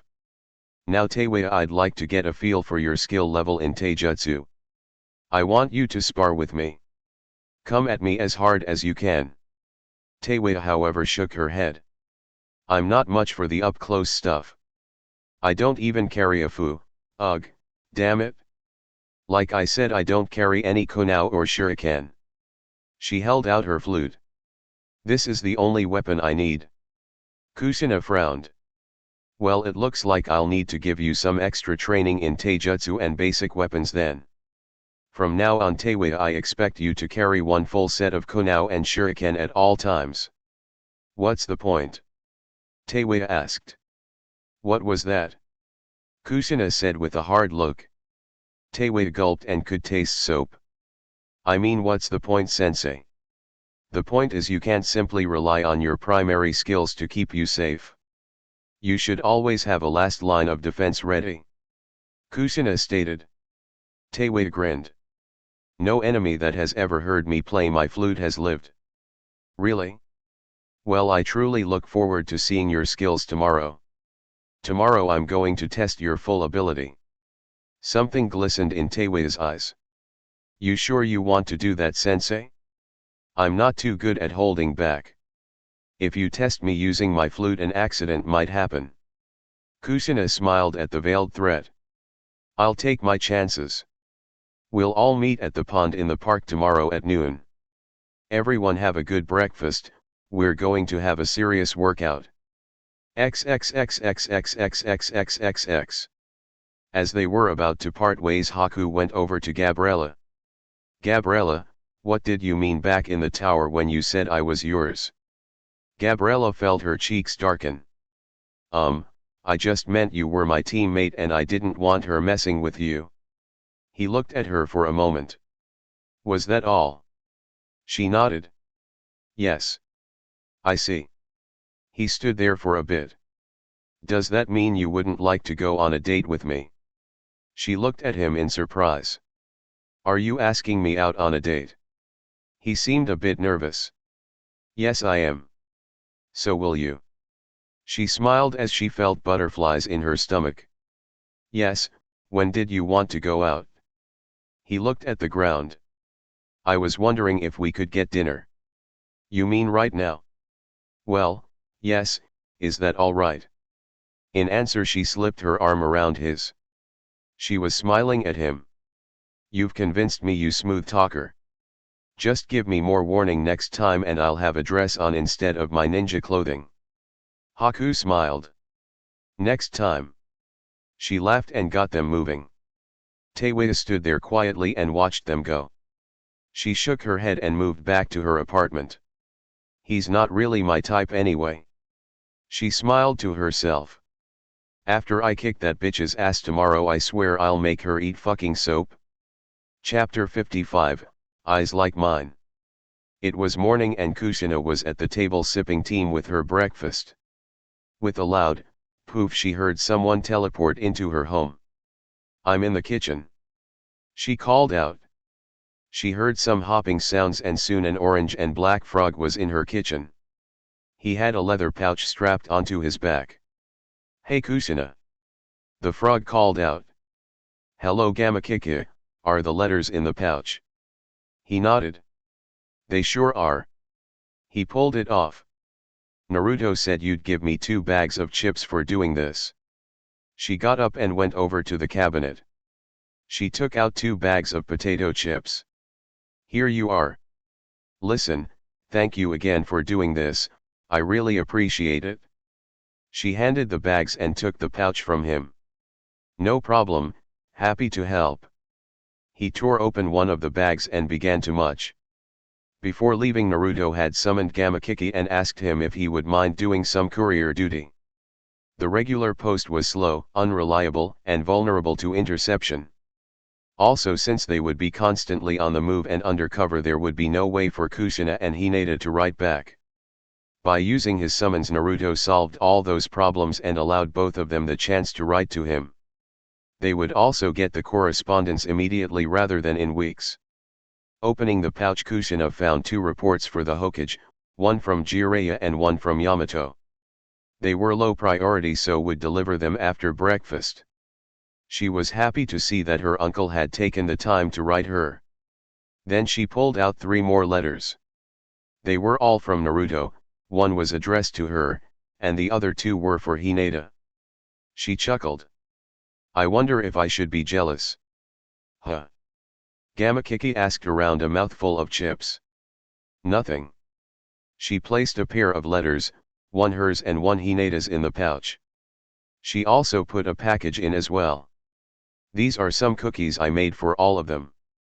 You can have one since you've had so many chips. How is he doing? Gamakiki put the pouch back around him. Oh, he's fine. It's turning into quite the road trip for him. He made sure the pouch was secure and grabbed both bags. I'll see you next week. She nodded. I'll see you next week, and again thank you. No problem. He disappeared with a puff of smoke. Kushina sat back down and opened the letter from her son. As soon as she finished it, she'd go next door and give Hinata her letters. Nothing could ever make up for not having him home. But Kushina took great comfort in reading his words and knowing he had been thinking of her as he'd written them. XXXXXXXXXXX. Tamari stood before the simple wooden cross holding her flowers. Standing beside her was a quiet and respectful Shikamaru. We can stay for as long as you like, he told her. She nodded. Thank you. It was very kind of Jiraiya to come back here after the battle and do this for someone who was an enemy. Well, according to Naruto, Jiraiya has some questionable morals, but no one has ever doubted his honor. She turned to look at him with a grateful smile. I also really appreciate you getting permission from the Hokage for me to come here. He shrugged. It was no big deal. No, she said seriously. It was a very big deal. She leaned forward and gently kissed his cheek. She thought it cute the way he blushed. Taking a step forward, she knelt down just before the plain cross. She laid down the flowers. Hello, Gaara. XXXXXXXXXX. Kurane stood in the middle of training ground 7. She didn't think she belonged here. Following the tragedy, she'd gone to the Hokage and asked to be removed as unfit for her current position. It was obvious she didn't know how to be a Jonin sensei. She had seen the signs. Suzuki's personnel file was filled with negative comments and demerits, but there was also praise and commendations. She had seen the problems and acted on them, but not decisively enough. Suzuki had been over-emotional and a bit insubordinate at times, but he had never crossed the line. He had never done quite enough to deserve suspension or restriction. As for Sakura, she had completely failed the girl. From the very start, she'd understood that her relationship with Suzuki was poisonous. She'd tried to warn Sakura a couple of times. When the girl refused to listen, Kurane decided to allow her to learn from her own mistakes. She hadn't wanted to end up with Sakura hating her. I completely misjudged the situation.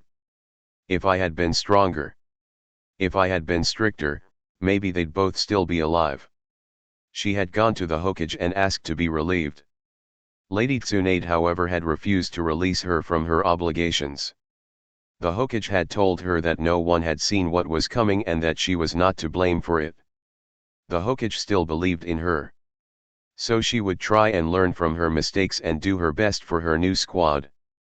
XXXXXXXXXXX. When Shino arrived, he and Kurane shared their usual polite greetings. They'd had their heart-to-heart previously. Despite the dimensions of the tragedy, Shino had dealt with it with a minimal of internal turmoil. He regretted the pointless deaths of his teammates. Yet he knew he had made an honest effort to help them, he had done what logic had dictated. He was willing to admit that he had underestimated the trouble, but then so had everyone else. Even now he could not understand what had driven Sasuke to such an act. In the end it only confirmed for him the wisdom of his clan's devotion to logic and rationality. XXXXXXXXXXX. They were soon joined by their two new members. One was Akimichi Chuji, who was familiar to both Shino and Kurane. The other was a slightly older boy with dirty blonde hair and an easy smile. To help break the ice, Kurane had decided to have a question and answer session.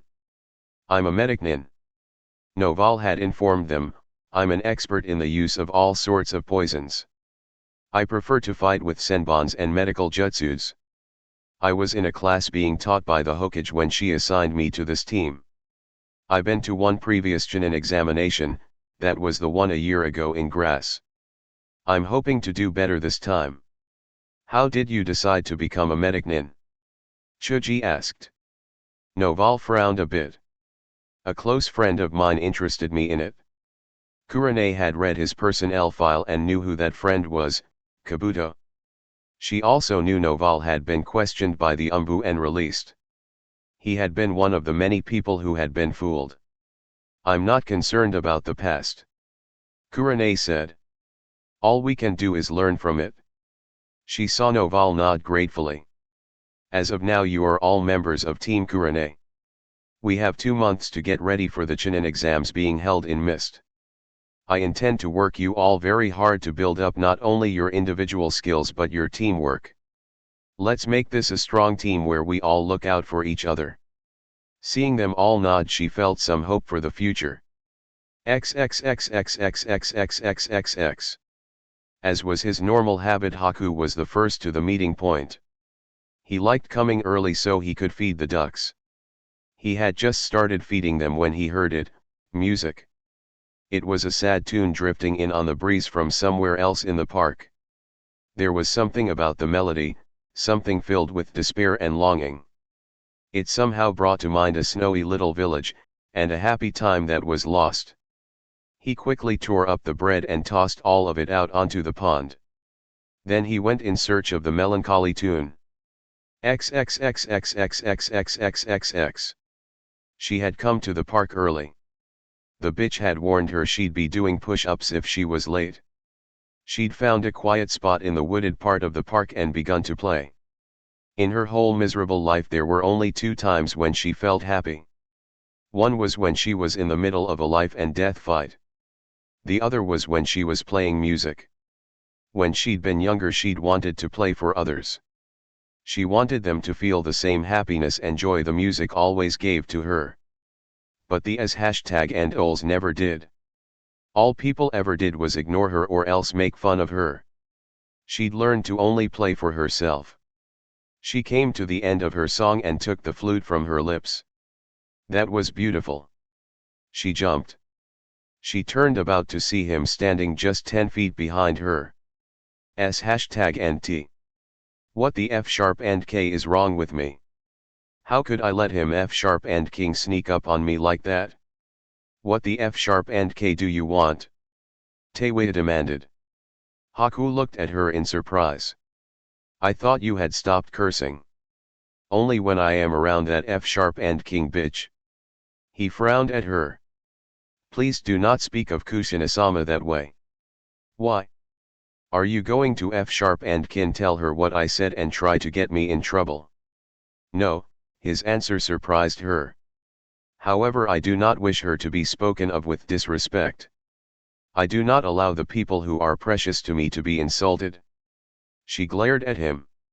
So you still haven't told me what you F#King want? I just wanted to listen to you play. She sneered. Is that supposed to be a F sharp and kin joke? Nobody likes to hear me play. I do. Haku answered simply. I am sorry if I have disturbed you, I just wanted to tell you I liked your music. He began to walk away. It will be noon soon, you don't want to be late. She stood there for a bit and watched him go. Not sure what to think of him. XXXXXXXXXXX. Training Ground 25. They arrived as a group there not long after meeting. Kusina turned to Taewei and asked her to wait while she spoke with the others. Taewei watched as Kusina spoke to the others quietly. She could not help but notice how close Gabriella was standing to Haku. At least they weren't actually touching. Though she'd be willing to bet the Uchiha whore had been all over him last night. F sharp and K. What is wrong with me? Why am I even thinking about this hashtag and T? Her eyes drifted over to Haku. I'm sure he's just F sharp and king playing with me like all the others. She could remember the first time she'd met Seikon. He'd pretended to like her music too. She'd actually believed him for a whole month until she overheard him making fun of her to the other hashtag and theds.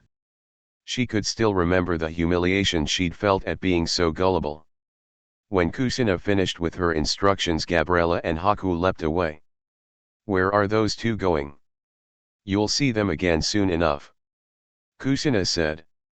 Now before I test you, I wanted to ask you a few things. You were on a team before this, how did you manage to function with your behavior? Taewei laughed. Easy. We all did our jobs even if we didn't get along. If we didn't, we'd be killed. That's a damn good motivator. And no one ever complained about your behavior or about your language. I had a fat pig of a teammate named Jirobo who complained all the damn time. Lord Orochimaru didn't care so long as the job got done. As for my behavior, I did what I was supposed to do and so did they. We all did our jobs. We just worked together when we had to. Kusina frowned. That is a very poor attitude to have within a team. Taewei shrugged. It worked for us. Until you ran into my son apparently. Kusina noted the shiver that passed through the girl. He never mentioned anything to me about Fight Orochimaru's bodyguard. What happened exactly? He found us threatening a civilian. She decided to leave out the distasteful details. Naruto slaughtered my team, but he let me go on condition I get out of the battle. She shook her head. Teamwork wouldn't have helped any. Maybe not, but when a team learns to work together as one unit, you become far more powerful. She eyed her carefully. Why do you curse? Taewei glared hatefully at her. It's just my way. But it bothered at least one of your teammates. So? Who cares? I'm not changing for anybody. We all change, Kusina said. We grow and we learn and we improve. Change is not a bad thing if it leads to improvement. If you are going to be a part of this squad, you will have to change your behavior. If you are all alone or if you are with people who care nothing about you, then you can do as you please. But if you're going to be working with teammates who care, certain behavior just won't be acceptable. Is that supposed to mean you and the others care? Taewei said sarcastically. Kusina nodded. That's right. Bulls #NT. Taewei screamed. Who are you F sharp and king kidding? You never wanted me on your team. You were arguing with the Hokage right in front of me, remember? I'm here because the Hokage made you take me. Don't try and F sharp and king pretend you care about me. Kusina sighed. Two things, Taewei. 1. Even if I didn't want you on this team, so long as you are on it, I will care for and watch out for you, that is a promise. And 2, when we get done with training today, I am washing your mouth out with soap again, that also is a promise, and I never go back on my word. Taewei blanched as she remembered the taste of soap. Now then, it's time for your test and for me to teach you an important lesson. During this test, I want you to act on the assumption you are a scout in enemy territory. Be ready for anything. I want you to use your full power, no holding back. Teiwei smiled nastily. What if I accidentally kill you? Then you get a new sensei. Now get into the woods and take position. The only rule is that you are not permitted to leave the training area. You are free to use any technique or weapon at your disposal. This exercise will last for an hour or until you're unconscious. I guess we're gonna be here an hour then. We'll see. Kushina eyed her. Get moving and find a spot, we begin in 2 minutes. Kushina flipped her radio to the send position. Teiwei had not yet been issued a radio. Teiwei got moving, more than eager to get a little payback for yesterday. XXXXXXXXXX. She bit down on her thumb and worked some hand signs. Summoning technique. 3 huge malformed demons came into existence. Standing on a tree limb, she put the flute to her lips. You may as well show yourself. She called out. Kushina leapt out of the foliage and onto another tree limb about 30 yards away. So this is your summons. I have to say I don't believe I've ever heard of a summons that used demons. Lord Orochimaru gave me this ability along with the curse seal. She frowned. I'm not as powerful as I was now that it's suppressed. If it weren't suppressed you wouldn't be on my team. Well, now that would be a F# and king shame. You sure you want me to go all out? Yes, otherwise the lesson won't strike home. It's your funeral, bitch. She began playing her flute and the doki all leapt at Kushina. There was a specific reason why Kushina often used training ground 25. It had a lake and a great water beneath the ground. As she leapt back she worked some hand signs. Water geyser technique. From out of the ground 3 geysers of water shot up. 2 struck demons while the third geyser missed. The remaining one lashed out at her with an arm extended by a pair of metal blades. Kushina blocked it with her katana but had to leap back due to its inhuman strength. Teiwei changed the tune and got the other 2 moving towards Kushina again. They lashed out with arms and feet, smashing the tree she had momentarily landed on.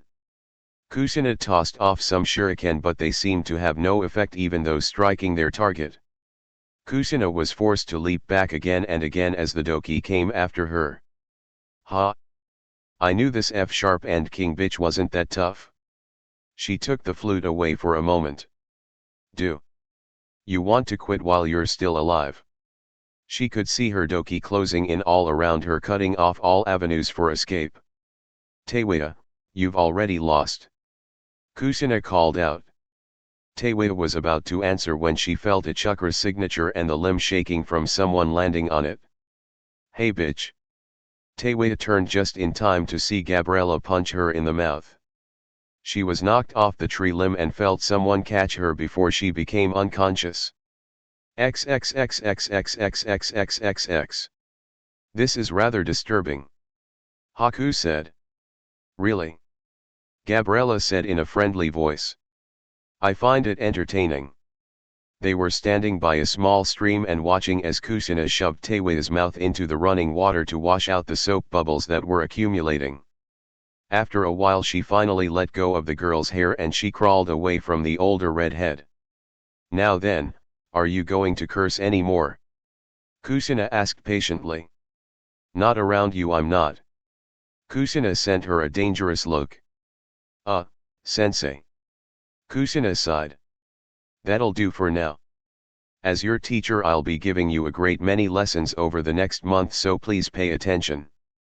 Now hopefully what you learned today includes the fact that a single individual is always vulnerable to a well-organized unit. Teiwei glared.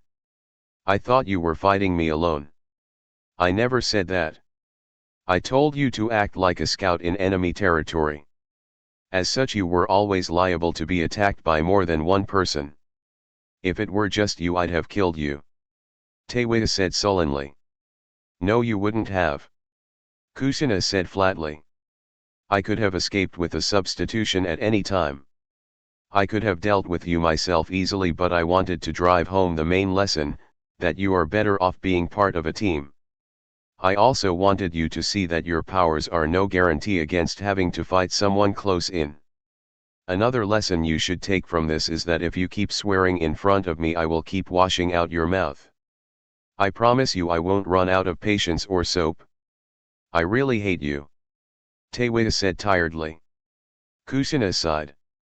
That's fine for now, maybe that will change eventually. Don't foo, ugh, don't count on it. She paused and spat out some soap. Tell me, is this really a clan tradition or did you make that up? Oh, it really is. In fact, I can still remember my mother using it one time on a very stupid and headstrong little girl who thought swearing in front of her family made her more mature. Huh, and did she stop swearing? Kushina smiled. You tell me. Taewei stared at her, not believing it. You. That's right. Taewei laughed a bit at the image of a chibi Kushina being held under a faucet with soap bubbles coming out of her mouth. So I guess you were a screw-up as a kid. You might say that, Kushina admitted. Though I only needed to be punished once for the lesson to be learned. You're at 3 and counting. Now get up, we have a lot more training to do today. Then after training you'll be having dinner at my home. I will. XXXXXXXXXX. She was sitting at the dinner table with Kushina, Haku, a little girl named Alisa, the Hokage, and her assistant Shizuan. She was feeling more than a little self-conscious, and the main reason wasn't even that the Hokage was sitting 5 feet from her. Doesn't Taewei-chan look pretty? Alisa said happily. She certainly does, Alisa-chan. The Hokage said. She, Shizuan and Kushina were all giggling. Haku at least had the decency to look embarrassed for her. He had been a victim of Alice's hairstyling. Alisa felt like squirming under their gazes. Kushina had supposedly invited her to dinner in order to better know her. Yeah, right, more likely it was just further punishment. She had no sooner entered the gigantic mansion than she was mercilessly set upon by Alisa. In short order the girl had dragged her to her room and begun doing her hair. Now she was sitting at a dinner table with her long red hair in braids and pink ribbons. Taewei knew she should have fled but couldn't bring herself to be that mean to such a cute little girl. Taewei sighed, well, the food had been really good and at least the Uchiha bitch wasn't around, she'd had to attend a family dinner. Well, at least the worst is F sharp and king over, Taewei thought. Alisa looked over to the head of the table where Kushina was seated. Ka-san, can I ask you something? Kushina smiled. What is it, honey? What does F sharp and K mean? Conversation at the table came to an abrupt halt as all eyes focused first on Alisa and then on Taewei. Kushina stood up from the table and Taewei knew she was doomed. In short order Kushina had her hand wrapped around a number of braids and was dragging Taewei towards the bathroom. Tsunade and Shizen both had their hands over Alice's ears as Taewei howled like a foul-mouthed banshee. F sharp and K. F sharp and K. F sharp and K. Taewei, stop cursing. Kushina screamed at her as she kept dragging her along. Why? I'm getting punished anyway, I may as well get my F sharp and king money's worth. In short order Taewei was once again involved in the dreaded family tradition. The Uzumakis were truly a frightening bunch. XXXXXXXXXX. Not long after Taewei stormed out of the mansion, sincerely hoping to never lay eyes on it again. I risked my life and came here for this #NT. I should just F sharp and king leave. It's not like there will be any more hunter nins coming after me now that Orochimaru is dead. Taewei, please wait. She turned around to see Haku coming out the door following her. She made sure Kushina was nowhere in sight. What the F sharp and K do you want? He halted in front of her and seemed unhappy. I'm sorry for what happened, but why did you curse in front of Alisa? She was furious that he would even ask her that. I said F sharp and K one time. It was when she showed me what my hair looked like. It just came out. I wasn't F sharp and king planning on it. Haku frowned. Even so, you should not have said it. F sharp and K you. You F sharp and king virgin. She screamed and stormed off. Well, she tried to storm off. Haku however remained by her side. She leapt past the gates and began racing across the rooftops. But she couldn't shake Haku. She was sorely tempted to take out her flute and stick him in a genjutsu, but with her luck that would get her arrested by the Umbu. Sick of having him act as her shadow, she came to a halt on a rooftop near her apartment. Stop F sharp and King following me. What the F sharp and K is wrong with you? He came to halt near her. I just wanted to let you know that it's because she cares. She stared at him and at his cryptic message. What the F sharp and K do you mean? He looked at her seriously. Kusina, Sama, everything she is doing to try and help you. She cares and wants you to change for the better. Oh, F sharp and King, right? She cares about me? What a load of S hashtag NT. She probably just gets off on humiliating me. She's just a F sharp and King bitch. Do not call her that. She glared angrily at him. I'll call her whatever I F sharp and King want to. No, you will not. Haku said in a low and earnest tone. You will not disrespect her, especially when she is trying to aid you. Oh yeah? What will you do about it, huh? Inflict pain on you. Senbons appeared in both hands. I do not wish to do that, but I will not stand here and allow you to insult her. Taewil let out a mocking laugh. Oh, the big bad bunny boy is going to F sharp and King hurt me. Don't F sharp and King make me laugh. It takes balls to do something like that. I have done far worse. Like F sharp and King what? Kill someone. Yes, he answered quietly. I have killed. The laughter slowly faded away. She could see his eyes and the manner in which he spoke. You really mean it, don't you? They stood there in silence for a moment. I wanted to come and tell you that Kusina-sama cared about you because you have the same eyes as I had before Zabuza-sama saved me. Your eyes are filled with loneliness and despair. It was in your music too, that's why I was drawn to it. Fuck you, she'd meant it for a shout, but for some reason it had come out as a whisper. She shook her head. Fuck you, she repeated a bit more loudly this time. You don't fucking know me. There's no way a little virgin like you could understand. I have not always lived here with Kusina-sama. You do not know me either, Taewil. But I do know the pain of being alone and unwanted by anyone. She let out a little gasp. He decided he'd said enough and turned to go. I will see you tomorrow for training. Good night. Haku. He turned back again. Yes. She looked down feeling stupid and weak for what she was about to say. My apartment is near here. I don't have tea but I can offer you a sandwich. He could see this was hard for her. He decided to make it a bit easier. I would like that, Taewil. She nodded. Come on then. Chapter 56, A Quiet Talk. It's a nice apartment. Haku said politely. It was funny how having a guest suddenly made her self-conscious of the mess everywhere. Thanks, she mumbled as she began picking up clothes from off the floor. I wasn't expecting company. I'm sorry for the mess. Why the F sharp and K am I apologizing to him? It's my F sharp and King apartment, I can keep it however I want. Yet she couldn't help but feel a little embarrassed that it was such a mess. Do you want to sit down? Sure. He sat down on the couch. Her apartment was a small one-bedroom. The living room had a couch, table, and a couple more chairs. Do you want a sandwich? I don't really have anything to drink but water right now. I am fine, but thank you. She tossed a bunch of clothes into her bedroom and quickly shut the door. She then came back out and sat down on the couch next to him. The two of them sat there for a bit just looking at each other. Why do you swear so much? Haku suddenly asked.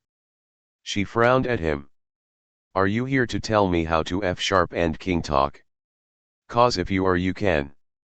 He suddenly stood up and bowed to her. I am sorry, Taewil, if I offend you. It was not my intent. Truthfully, I was simply curious why you talk so. I have never heard anyone else speak in a similar manner. She stared at him, and a little grin touched her lips. Why are you always so polite? I've never heard anyone talk that way. She motioned for him to sit down again. I don't know, it was how I was raised, I suppose. My parents were kind people and they taught me to always be polite and courteous to others. When I had to leave them, I was already in the habit of speaking the way that I do. Zabuza Sama encouraged me to maintain a polite persona as an aid in deceiving others. Taewei nodded in a bit of sympathy. Your parents forced you to leave. He swallowed. In a manner of speaking. What of your parents? She shrugged. My mother was a drunken whore who always hated me. My father was one of the random sailors she F-sharp and Ked, she had no clue which one. She told him with only a little bitterness in her voice. I am very sorry. She shook her head. Don't feel sorry for me. I hate that. It happened, I dealt with it. I don't waste my time feeling sorry for myself and I don't go around looking for F-sharp and king pity. I am still sorry if you never knew a parent's love. Haku said quietly. Taewei looked at him. Normally she would be screaming abuse at anyone who said something like that to her. But the boy was just so damn kind that she couldn't feel any anger. Does that mean your parents loved you? He nodded slowly. Yes, and for a time we were very happy. What changed? If you were happy, why'd you leave? He sighed. It was because of my blood. I have a Keki I Genkai which marks me as different. Here in Konoha I have learned that such are welcome, but in water country they were reviled as symbols of unending war. When my ability first emerged, my mother, who had passed on the trait, tried to hide the fact. But my father learned of it and he murdered her right in front of me. I was forced to kill him and flee my village to survive. Taewei listened to his tale with a quiet empathy. Whoa, and I thought my life was F-sharp and Ked up. If I may ask, did you run away as well? She hesitated, but decided that she would tell him the ugly truth. No, she ran away from me. Some as hashtag and old merchant said he was in love with her and she left with him one day when I was 5. No goodbye, no note, and no, I'm sorry for F-sharp and king up your whole life. One day she was just gone and she never came back. I had no other family, so I was stuck in an orphanage. The other kids knew my story and they never let me forget it. She let out a dry chuckle. Then Suda came. He was a recruiter for Orochimaru. He went through all the orphanages in Fire Country looking for future recruits. He spotted me and could tell I had the potential to mold chakra. Do you know how much a human life is worth? Usually between 10,000 and 50,000 ryu, Haku answered. It varies. I once knew a bridge builder whose life was worth 10 million. She gawked at him. You are seriously going to have to tell me your F-sharp and king life story? She muttered. Well, my life was worth a whole 200 ryu. That's how much Suda paid the orphanage manager to take me, no questions asked. And that is how you were recruited to the Sound Village? She nodded. That's right.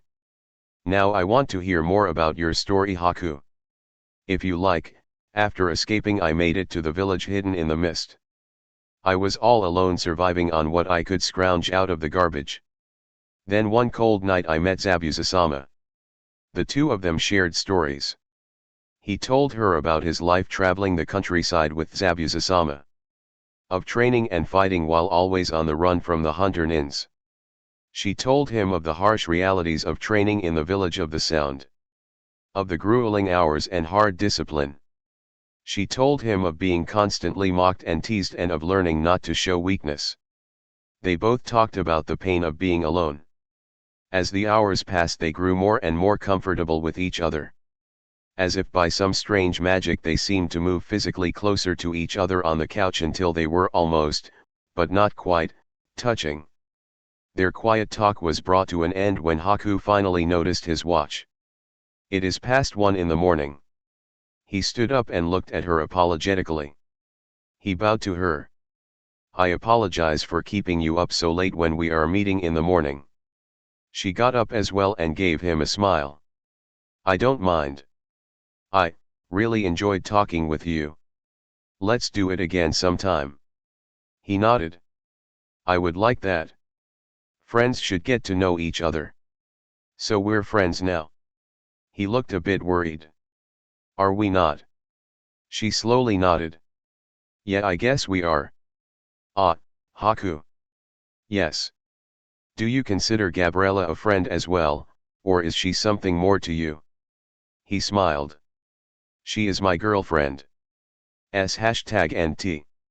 I see. Her face fell a bit. Seeing that look, Haku reached out and took her hands into his. This was the first real physical contact between them, and Taewei suddenly found herself feeling a bit warm. Please do not look sad.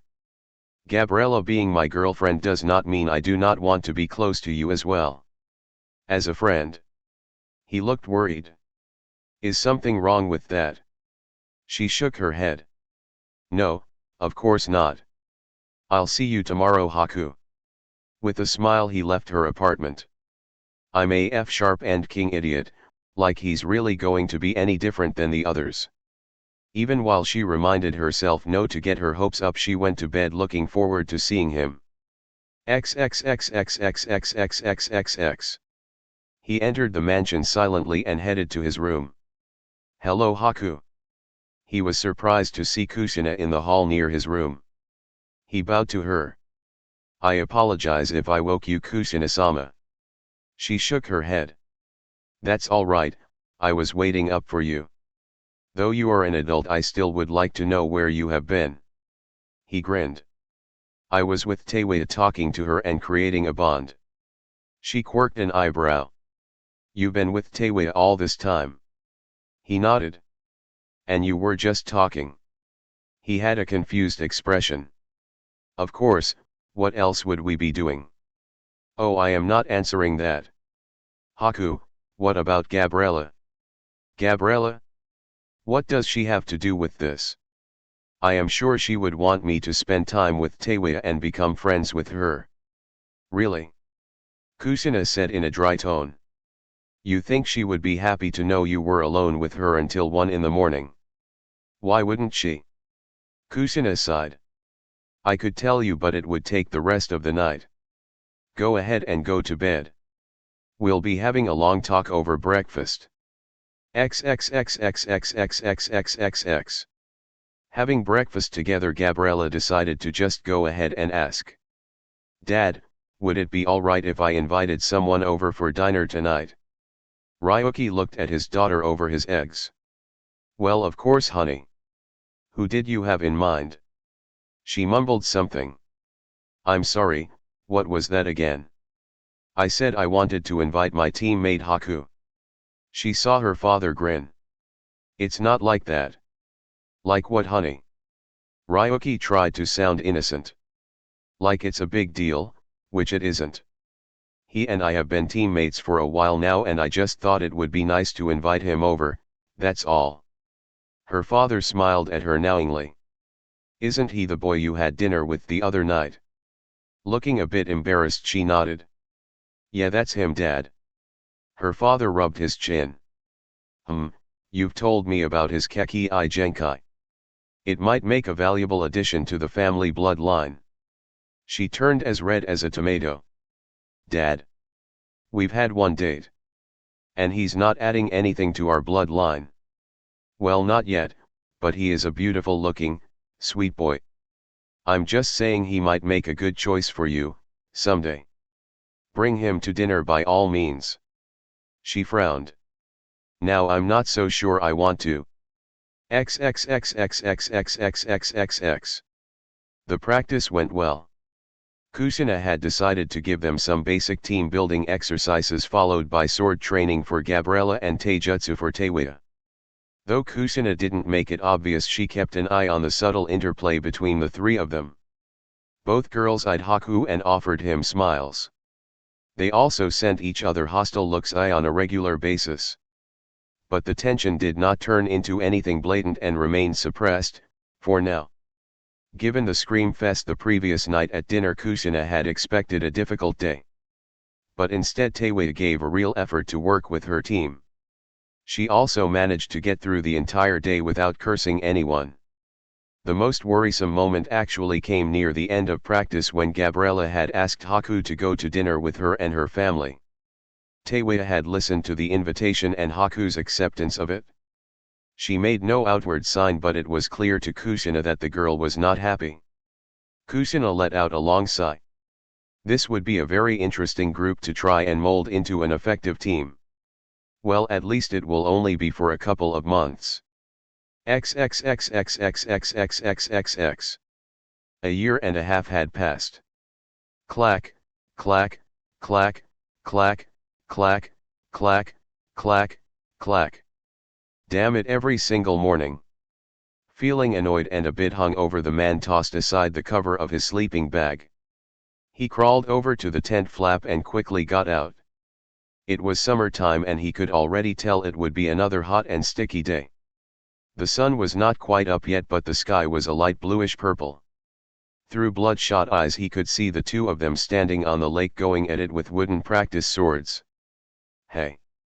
he shouted as loud as he could. "Could you knock it off just this once?" "Huh?" One of the ninjas on the lake looked his way. The other took advantage of the temporary opening to smack him on the side of the head and knock him down. "Hey!" Naruto shouted as he got back up. "No fair.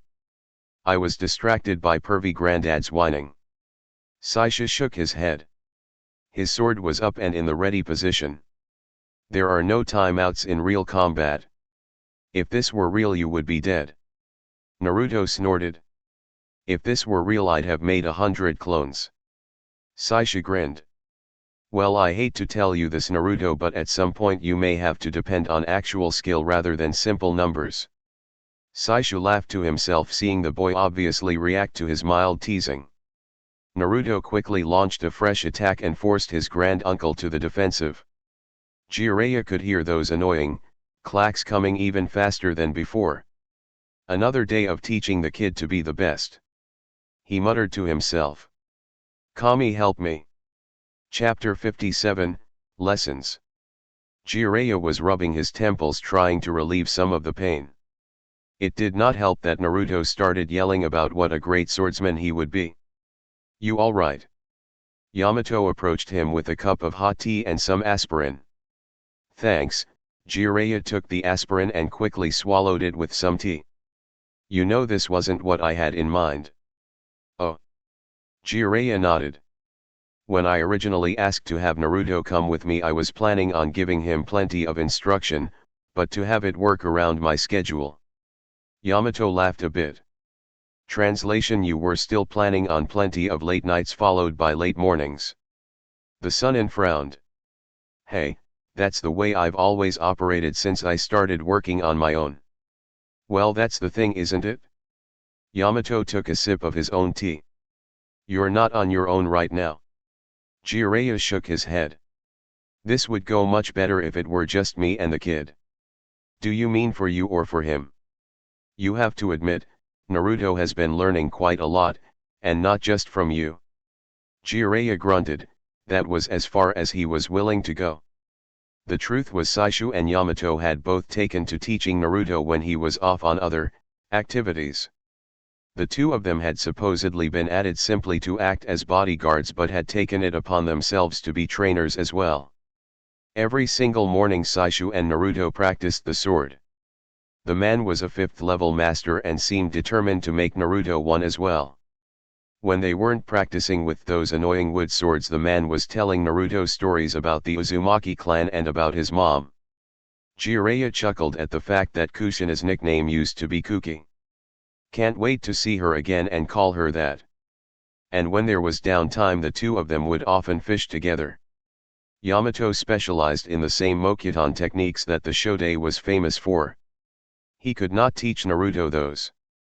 What he could teach was the dozen different taijutsu and weapons he knew, as well as a few interesting jutsus. Yamato also provided Naruto a sparring partner whenever he wanted to work on his taijutsu. Between the two of them they kept Naruto busy constantly. The kid absolutely loved it. With his energy and desire to learn, he was always ready for more. Naruto really was learning more than he would have if it were just the two of them. But there were some drawbacks. You know, I would like to sleep in late once in a while.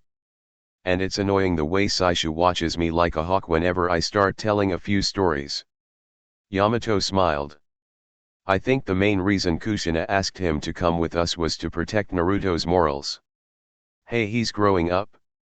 The kid needs to learn a few things. True, a weary voice answered from the other direction. But some of the things you want to teach him he doesn't need to learn yet. Jiraiya gave Saishu an unhappy look. Hey, the kid's lucky to have such an experienced teacher in that area. With my help he could become a huge pervert like you. Saishu said dryly. No thanks, his mother and I both think he can do without your instruction. Jiraiya crossed his arms over his chest. Some people have no appreciation for the value of education. I'm going back to my cabin. Yamato headed back to the wood cabin he had created with his Mokuton ability. The other members of the party made do with tents. All right, Jiraiya said. Since I'm up, we may as well have breakfast and get an early start for the next village. That had been their procedure. They had been camped by the lake for 7 days. They would now move on. If they camped out, they would remain for a maximum of a week. If they stayed in a hotel in a town, they would stay a maximum of 2 days. In camp away from prying eyes, they did not bother with disguises. While on the road or in a populated area, they used hangess and code names. They never used the same disguise or name more than once, no exception. They all understood that there were people searching for Naruto. Remaining hidden was of utmost importance. Hey! What's for breakfast? I'm starved. Naruto hurried up to them. He had grown a few inches but had otherwise not changed. Except for his forehead scar. Saishu answered. We have some rice and fish with hot tea. Naruto sighed but did not complain. He had gotten used to eating a lot of fish since they had started out. XXXXXXXXXX. Yesterday. Normally they would just use chakra to stand in the middle of the lake, but Yamato had provided them with a small rowboat and oars. So the two of them had rowed out into the middle of the lake to fish together. As they sat in the boat and waited for the fish to bite, Saishu told him stories. Naruto looked at him, not believing it. My mom did that. Saishu nodded. Oh yes, she was an absolute hellion as a child, especially to her brothers.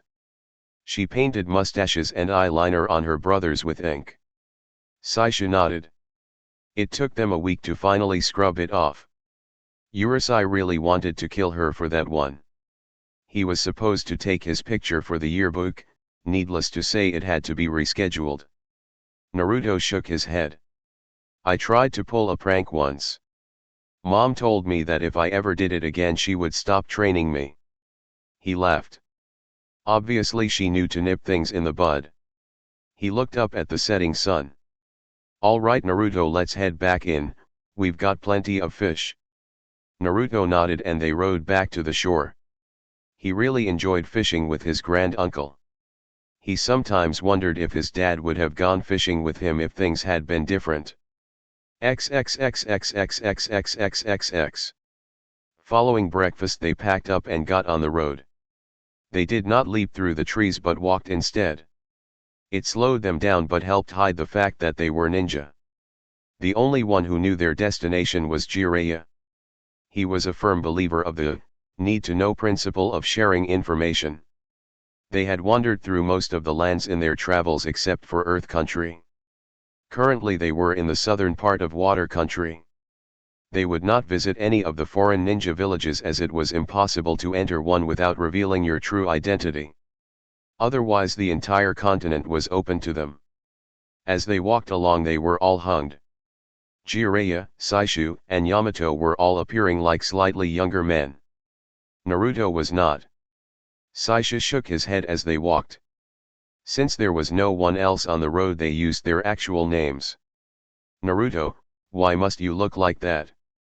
An apparent 16-year-old girl with long red hair smiled back. Hey, we're supposed to be undercover, right? And you know I'll hench to a boy when we get near a town or village. This is just for the road. Saishu's new form quirked an eyebrow. So this is just for our benefit. Oh, leave him alone, Jiraiya said. The kid's a freaking genius. XXXXXXXXXX. After a few hours on the road, they came to a small town of perhaps 20,000. Naruto changed into a dark-haired boy without any whisker marks or scars. They found a restaurant and some lunch, then checked into a small hotel. As was their habit, they shared 2 rooms. Jiraiya stayed with Yamato while Saishu and Naruto roomed together. As soon as they had their things in their rooms, Jiraiya headed out. I'll go scout out the town and make sure there are no unexpected threats to us. All 3 of them pointed at him. Liar. Naruto snorted. Yeah, right. You're just checking to see where the bars are and if there's a bathhouse in this town. Jiraiya turned to go. Kid, you underestimate me. I already know where the bathhouse and bars are. But as we all know, beautiful women can be the worst possible threat to shinobi. Therefore, as your leader, it falls upon me to protect us from such a threat. He waved goodbye to them. Don't thank me, as I am happy to face such terrible dangers for your sakes. The 3 of them sweat dropped as Jiraiya strutted away. XXXXXXXXXX. Despite Jiraiya's devotion to his usual research, he did have time to help Naruto. XXXXXXXXXX. Naruto sighed as he added the last few brush strokes to the scroll. There, finished. Jiraiya looked at his work with a blank face. Well then, shall we try it? He placed a drinking glass down on the table. Naruto nodded. All right. He performed a single hand sign. Seal. The glass disappeared. In the blank spot in the middle of the scroll, new symbols came into being. Well, that part worked fine. Now continue. Naruto preformed another hand sign. Release. The middle of the scroll became blank again and the glass reappeared, sort of.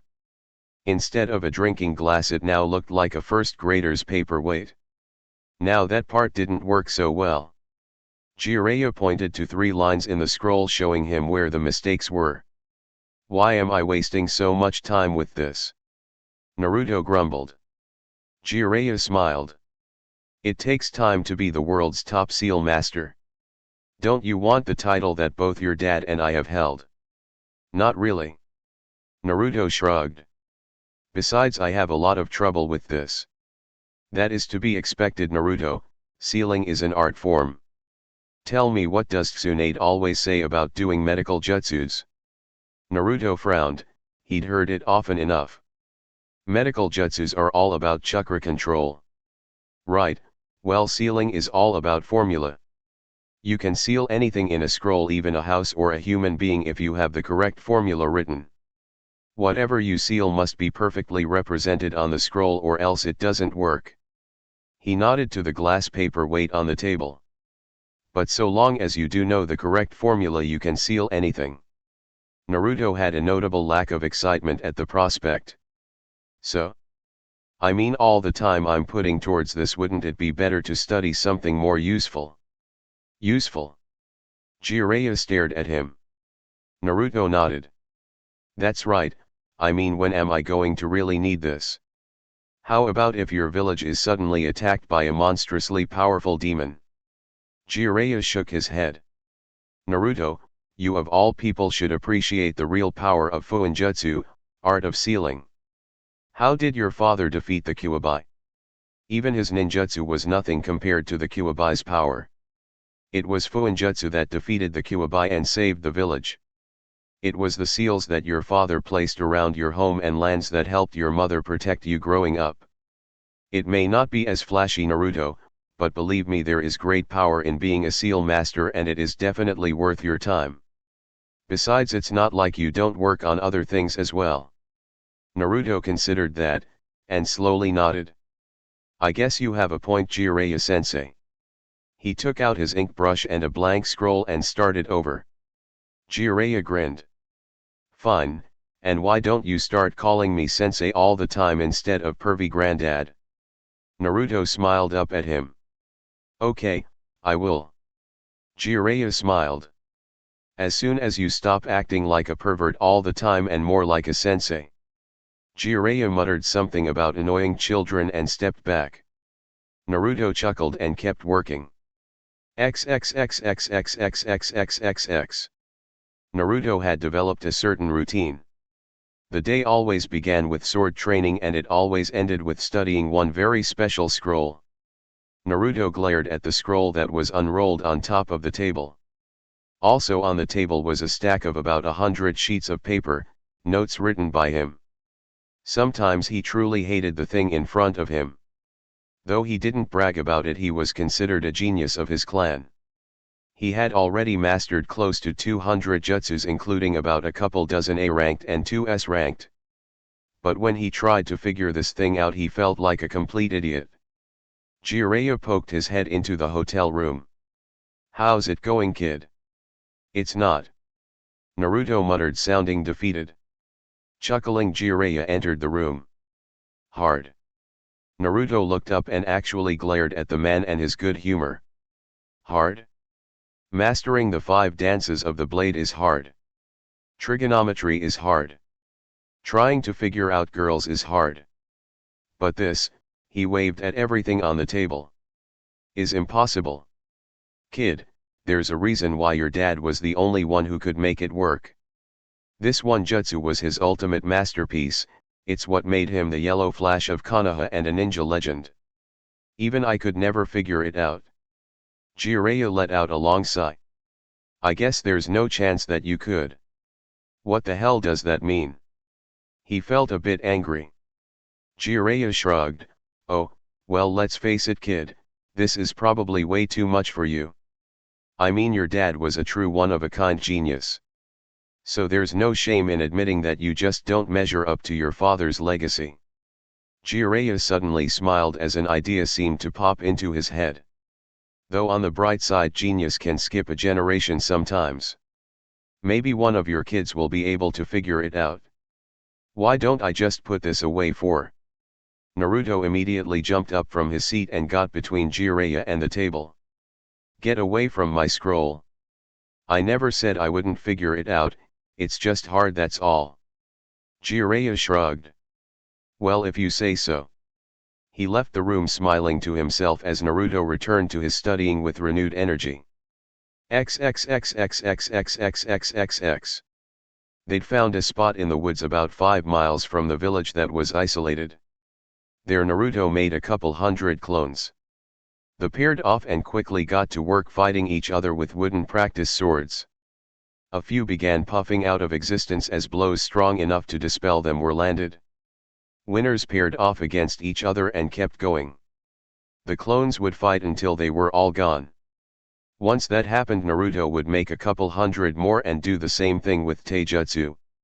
They had to be very careful not to be observed. If word got out about a ninja who could make hundreds of clones, it would not take long for Naruto's enemies to figure things out. Jiraiya, Yamato, and Saishu all watched as the hundreds of Narutos went at it. You know, it's almost frightening how fast he learns using this technique. Yamato commented. Saishu chuckled. I know what you mean. He takes everything we show him in the morning and refines it. He does about a month's worth of training in an hour. The only limit is the amount of memories he can absorb at one time. But even with that, he is learning years' worth of training every month. Yamato said. Give him just a few more months and he will be the greatest swordsman who ever lived. Saishu said proudly.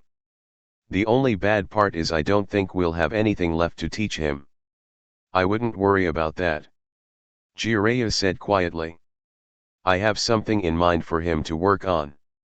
What? Saishu asked, curious. It's something that his father wanted to do but could never manage. Add a wind element to the Raise Non. Yamato looked shocked. Is that even possible? According to chakra theory, combining both chakra and an element would require too much energy to be even feasible. That's if you could bring them together at all. How would it be done? Jiraiya smiled. I have no idea. Minato could never get past the theory stage, but he might have had he only had more time. I've never been able to make it work either. But you think Naruto can? Saisha remarked. Jiraiya nodded. I do. That kid is every bit the genius his father was. And I truly believe that he is the only one who could surpass him. The men said nothing after that. The implications of what Jiraiya had said hung in the air between them. Ah kid, Jiraiya thought. You really are going to be the greatest Hokage ever. XXXXXXXXXX. After a couple hours of panting and exhausted, Naruto approached them. Pretty good workout, huh? Jiraiya shrugged indifferently. Your father could have done much better. Naruto immediately pouted. But it wasn't too bad. Come on, there's a ramen shop in town, let's get something to eat. Naruto immediately brightened. Great, you're buying. What? Naruto, you're rich. Naruto sniffed. So are you, and the sensei always pays. He's right, the leader should pay. Yamato chimed in.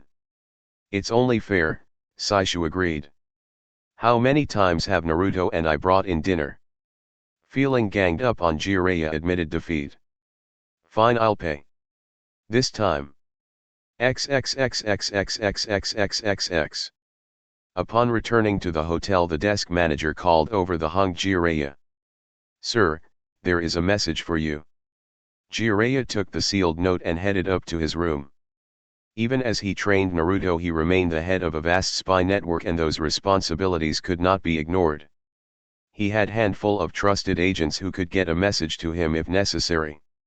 They would not have sent him something unless it were urgent. Alone in his room, he read the note. Ah hell. XXXXXXXXXX. In short order, he had gotten the others in his room. We're leaving in 20 minutes, so get packed. We're headed to the nearest port. Jiraiya informed them. I thought we were leaving in the morning. Naruto said. Something has come up. We're going on an A-rank mission. A mission? Naruto said excitedly. Yamato frowned. Why is the Hokage assigning us a mission? She's not, I'm assigning it. One of my top agents is in danger of being exposed and is requesting immediate extraction. If he's caught, he'll spill a lot of high-level information. We have to rescue him, or if that's impossible, kill him. The security risk is too great to ignore. Why don't we contact the Hokage? Saisha suggested. Maybe she can send someone else. Jiraiya looked at them. We can't contact her. Sure we can.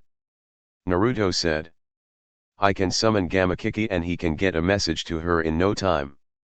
That's not what I mean, kid. If Tsunade knew, she would not only refuse to send a mission, she would order us not to go. Saisha sent him a flat look. And why's that? Because this mission is to Iwagakure, the village hidden among the rocks. Yamato and Saisha both paled at that. Naruto slowly smiled. Chapter 58, IWA. Are you out of your damn mind? Saisha blared at him. You want us to take Naruto into the home village of the people who hate him most? Why not just ask him to swim with sharks while covered in chum? With respect, Jiraiya, I have to agree. Going into IWA would be dangerous for us, but for Naruto it would be incredibly hazardous. Hey. I've gotten really strong, I can handle myself. Naruto told them. Saisha frowned at him. You have gotten strong, Naruto, but this has more to do with than just strength. If the rock nins discover you, they'll kill you on the spot. It's not quite that bad. Jiraiya pointed out. We're not at war with them, you know. We're also a long way from being friends. Yamato stated. While leaf nins aren't banned, we certainly aren't welcome either. I wouldn't trust those bastards if they welcomed us with flowers and kisses. Saisha said. Being from Whirlpool, you have to admit to being a little biased. Jiraiya said. Naruto knew that was true. His mom was the same way, she despised the Rocknins. Naruto was honest enough with himself to admit that he'd absorbed some of her attitudes. I don't really think much of them either, but how can we refuse an A-rank mission? Easy, Saisha replied. By remembering this isn't a standard mission at all. If the Hokage knew, she wouldn't authorize it. This is a Han's mission being set up by Jiraiya. Naruto turned to his uncle. What is a Han's mission? Yamato actually answered. It's the type of mission we see a lot of in the Black Ops. It's completely off the books. Nothing official is written at all. You don't receive a written field order, and when it's over you don't write up a mission report. Everything is done orally and there is record when it's over. Why would you do a mission like that? So that if it goes wrong your village can wipe its hands of you and pretend you were acting without orders. It's a dirty little game that all the villages play. It lets them pretend to follow the rules they've all agreed to while actually cheating like hell. They all know they cheat, but they all pretend not to know. It's a great system for the villages, but Kami help you if you get caught, because your village won't. Saisha said grimly. I can't believe Konoha does things like that. Naruto said. The three other ninjas looked at one another. I'm afraid Saisha has it right. Jiraiya stated. These missions are a part of ninja life for us as much as any of the other villages. If something goes wrong the Hokage won't be able to help us. Running missions in another ninja village is an act of war. Even if she wants to, she won't be able to acknowledge us without starting a war. He took a deep breath. Look, I understand the extreme danger, believe me. I am not suggesting we go to IWA on a whim. The man I'm trying to extract knows most of the agents we have in Earth Country. If he is captured and interrogated, our entire network there will be lost. It will take many years to rebuild, and in the meantime we will be at a significant disadvantage when dealing with them. Whether this is an official mission or not, Konoha's security is on the line here. I wouldn't suggest this if it weren't vital, and wouldn't take Naruto with me if I weren't sure he was ready for it. Thanks Jiraiya, sensei. Naruto said happily. He is not going. Saisha said. Yes, I am. Naruto moved to stand beside Jiraiya. Naruto. Do you understand how dangerous this is? Saisha said. Naruto nodded. Sure, it's about as dangerous as assassinating Orochimaru was, and I'm a lot stronger now than I was then. It's not like Naruto will be announcing himself. I plan to have him in disguise. Jiraiya stated. I'm going. If you want to protect me, Grand Uncle, you'll have to come too. Saisha just shook his head and said nothing.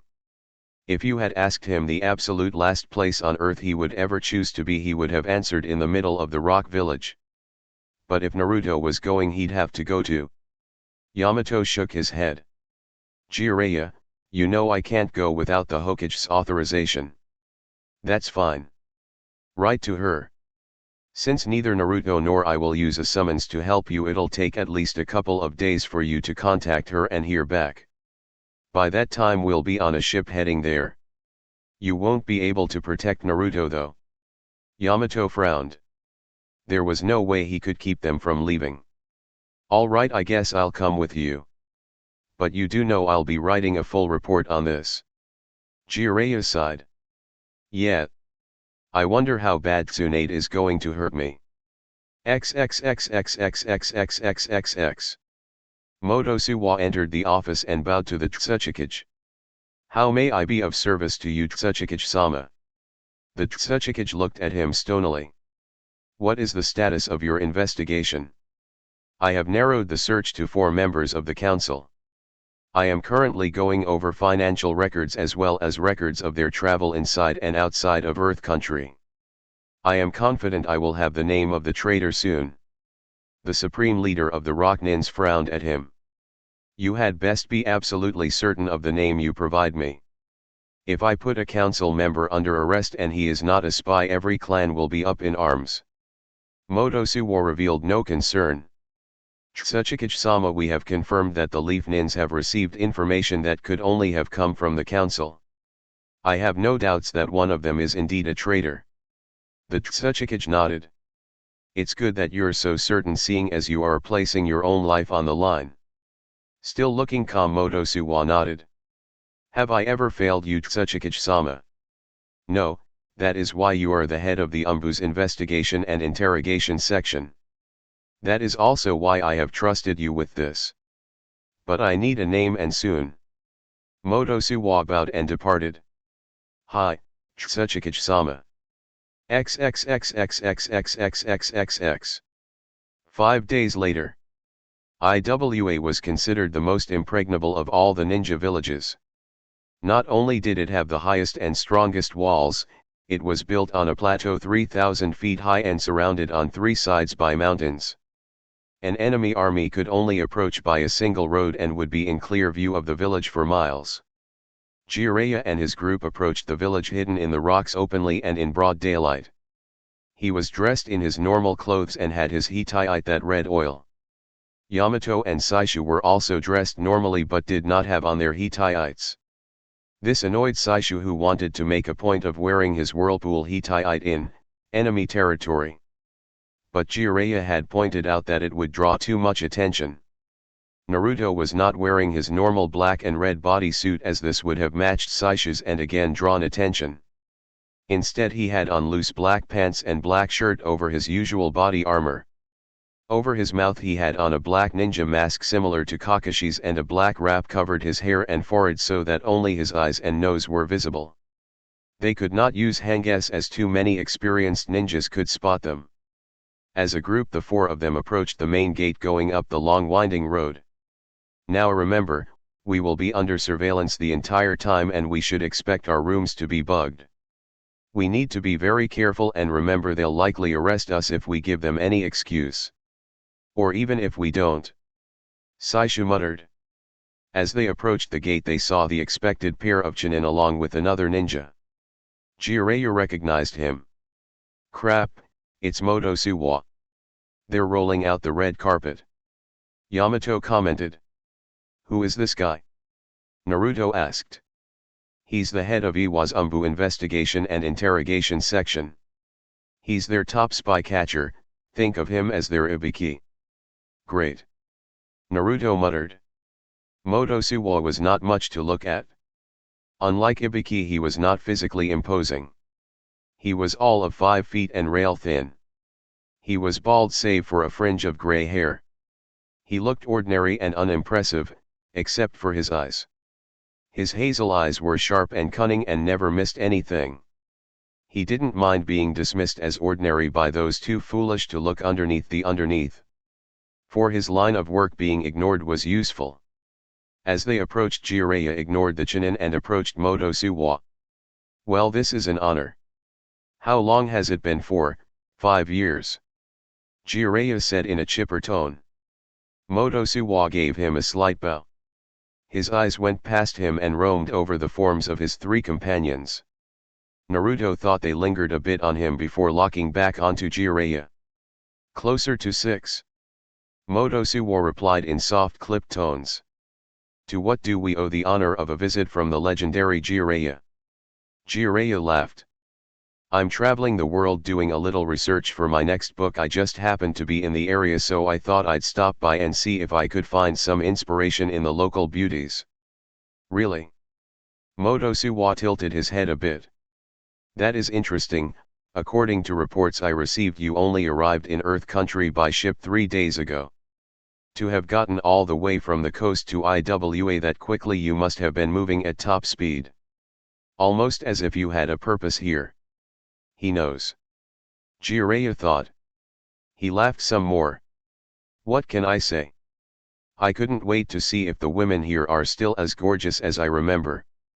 Of course, would you introduce me to your companions? Jiraiya nodded.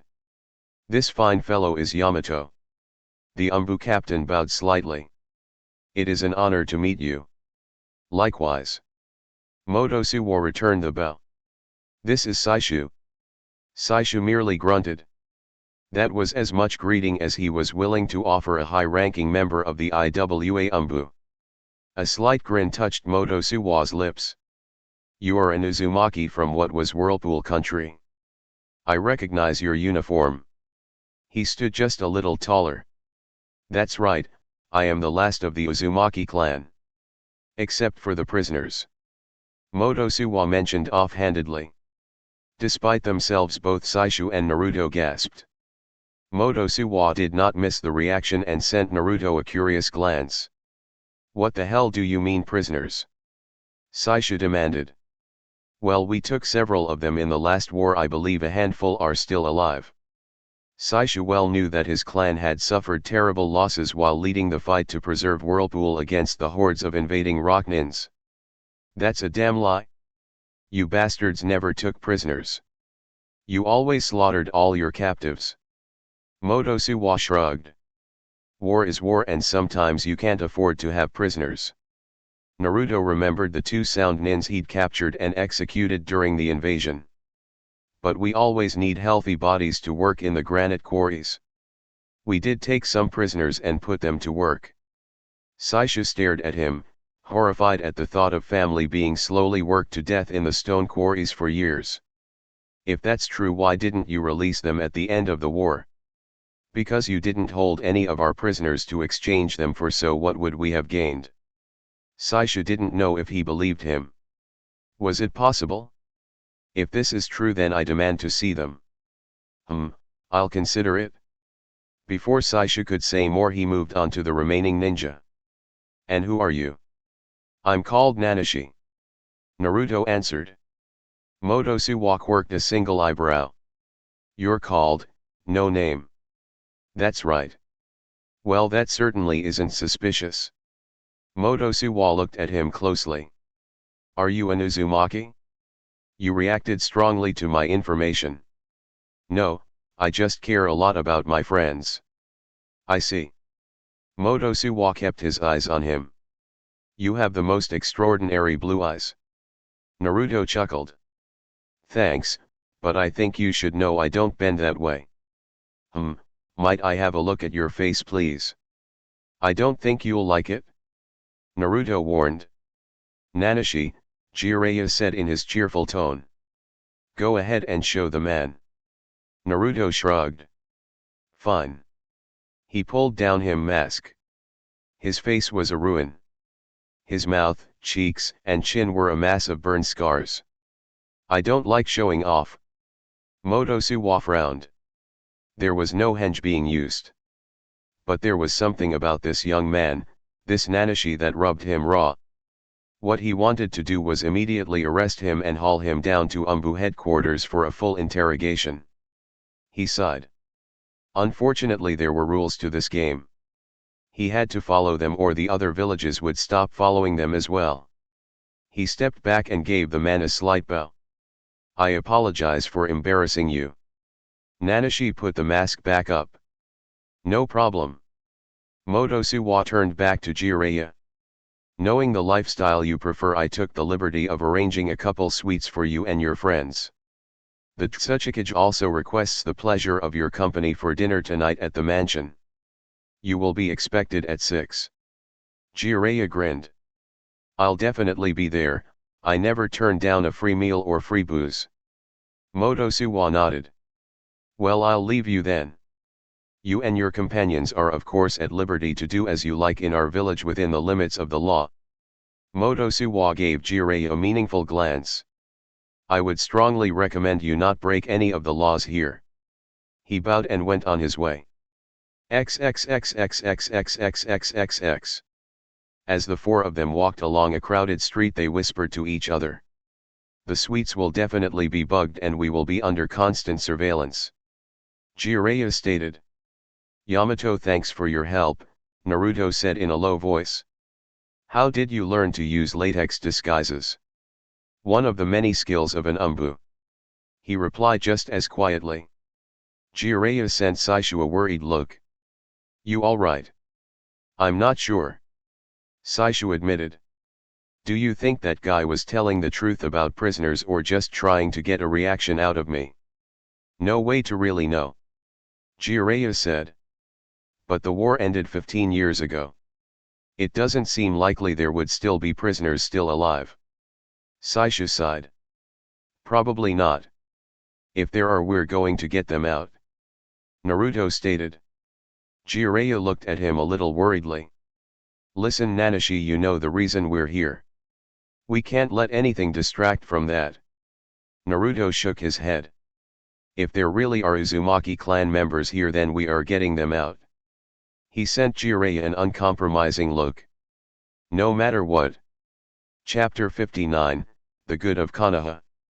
A 16-year-old Hinata arrived at the Namikaze mansion in response to a summons from Kushina. She soon found the Namikaze matriarch hovering outside her son's door. From the other side of the door she could hear some sounds and her beloved's voice. Tap, tap, tap, tap, tap, tap, tap, tap, tap, tap, tap, 2995. Tap, tap, tap, tap, tap, tap, tap, tap, tap, tap, tap, tap, tap, tap, tap, tap, 2996. Not sure what to make of this odd situation, she turned to the older woman. What is going on? Is something wrong with Naruto-kun? Kushina frowned a bit. I'm honestly not sure. He came home yesterday mumbling something about a wish and he's been locked in his room ever since. He won't let me in and he refuses to come out even to eat. All I hear is that trapping and him reading off numbers. 2996. You see? I have no idea what's going on. So I was wondering if you would mind. She nodded toward the door. It took Hinata a moment to understand. When she did, she sent Kushina a disapproving look. You want me to spy on him? Of course not. Good. 2997. It's not spying if you're doing it for their own good. I want you to perform protective surveillance. Kushina, it's not right. 2998. Please Hinata, just to set my mind at ease. Kushina implored. Hinata sighed. She didn't really approve of this. Especially since the two of them were getting married in a few months. She wanted them to trust one another. Very well, but only to set your mind at ease. Byakugan. Well. Hinata shrugged. He's just sitting at his computer typing. His health is fine. 2999. Yes. Almost there. Kushina and Hinata shared a confused glance. Why don't you see if he'll talk to you? Kushina suggested. All right. Hinata deactivated her bloodline and knocked on his door. Naruto-kun, it's me Hinata. Can I come in? The door suddenly opened and there was Naruto with a wild look in his eyes and a huge smile. He had on nothing but a pair of boxers. Hinata-chan, perfect timing. He reached out and grabbed his fiancée, pulling her into his room and quickly shutting the door again. I'm so glad you're here, you can see it happen. He happily sat back down at his desk and began typing on his keyboard. Naruto-kun, what is going on? Hinata was feeling a bit worried at the situation. He looked up from the screen and smiled at her. All my wishes are about to come true. What? He nodded eagerly. You see, I had a dream where I asked the all-powerful author to grant me my wishes. He told me that if I wrote him 3,000 reviews and all of them different, he would grant me all the desires hidden in my heart. And now I've written number 3000 and as soon as I press the enter button, my wishes will all come true.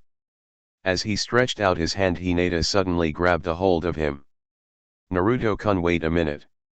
Are you sure you want to do this? He looked at her in surprise. Of course I am. Why wouldn't I? Naruto-kun, Hinata said seriously. Don't you know that in every story where someone gets a bunch of wishes, something always goes wrong? Oh come on Hinata-chan. What could be wrong in making the wishes in my heart come true? And besides, this is the author we're talking about, not some genie. I'm sure he would never do anything bad to me. He gave her a reassuring smile. What could possibly go wrong? Hinata shook her head. I have a bad feeling about this, but if you're sure then all right. She let go of his hand. He smiled confidently. I'm sure. His index finger pressed down and the 3000th review was sent. He immediately began looking around expectantly, but nothing seemed to happen. Maybe it takes a while. Hinata offered. There was a knock at the door. Naruto, may I come in? His mother called. Sure, Mom. In Kusina strolled with a piping hot bowl. Naruto dear, I've suddenly decided that you're healthy enough that you can eat ramen whenever you like. So from now on I'm making my special ramen for you for breakfast, lunch, and dinner.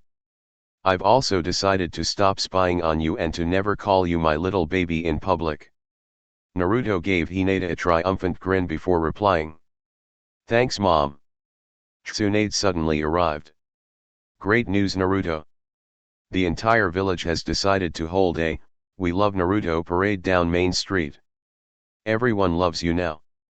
The Uchiha clan has decided that since they're all such jerks that they will stop being ninjas and become civil servants instead. Except for Gabriella.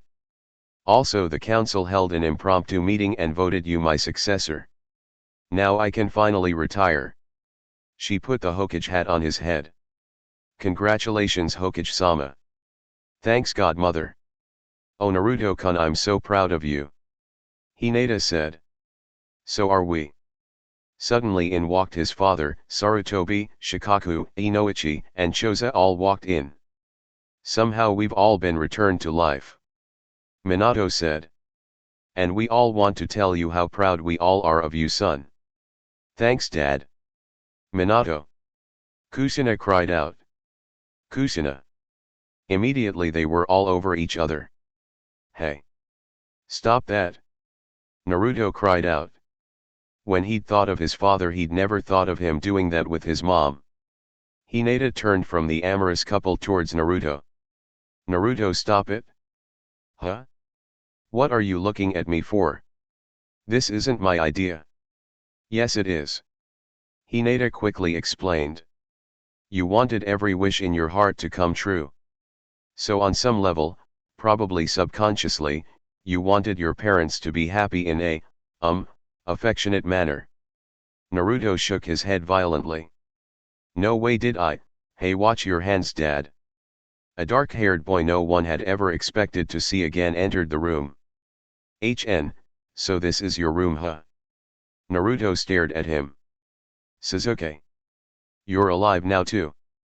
Yeah, looking bored he began to unbutton his shirt. So do you want to do it or what? What? Naruto leapt out of his chair and backed away from the undressing boy. Sasuke, what the hell are you doing? Sasuke gave him a knowing smirk as he tossed his shirt to the ground. Oh come on Naruto, we've always known that there was something there between us. Hinata was staring at her soon-to-be ex-fiancé in horror. Naruto. Hinata-chan, I am so not. Excuse me, a cheerful Sakura skipped into the room and passed a dumbfounded Hinata. She was wearing a catsuit that included two little ears atop her pink hair. Going over to Naruto, she put her paws on him playfully and licked his face. Purr. She hummed in his ear. All of a sudden Tamari bolted into the room and glomped onto him. Tamari, can't breathe. Got it? Tamari said, hugging him again, softer this time. Better? She asked, smiling. Before he could reply, Ino slunk into the room wearing a dark purple evening gown with a side slit all the way to her hip. Her perfect blonde hair was hanging halfway down her back. You ready for me, my big strong man? Ino. Hinata shouted. You're supposed to be my best friend now. Ino looked at her unapologetically. I'm sorry Hinata-chan, but somehow I can't resist. She continued towards Naruto, swaying her hips. Taewei entered in a halter top and jean shorts. Let's F sharp and K. That's it? Hinata shouted. She went over to Naruto and slammed her fist into his face. Pervert. She stormed out. Hinata-chan. He called after her as she left. He sighed and rubbed his jaw. This was not what he'd had in mind. Well, at least it can't get any worse. Yosh. Lee was suddenly standing there wearing nothing but a green speedo. Naruto-san, please allow me to share with you my springtime of youth. Naruto groaned. Then again. XXXXXXXXXX. The Tsuchikage Palace was a magnificent building. Unlike most of IWA, it was not made of granite or concrete block. No, it was made from a special gold-colored marble. In the evening sun it shined like it really was made of gold.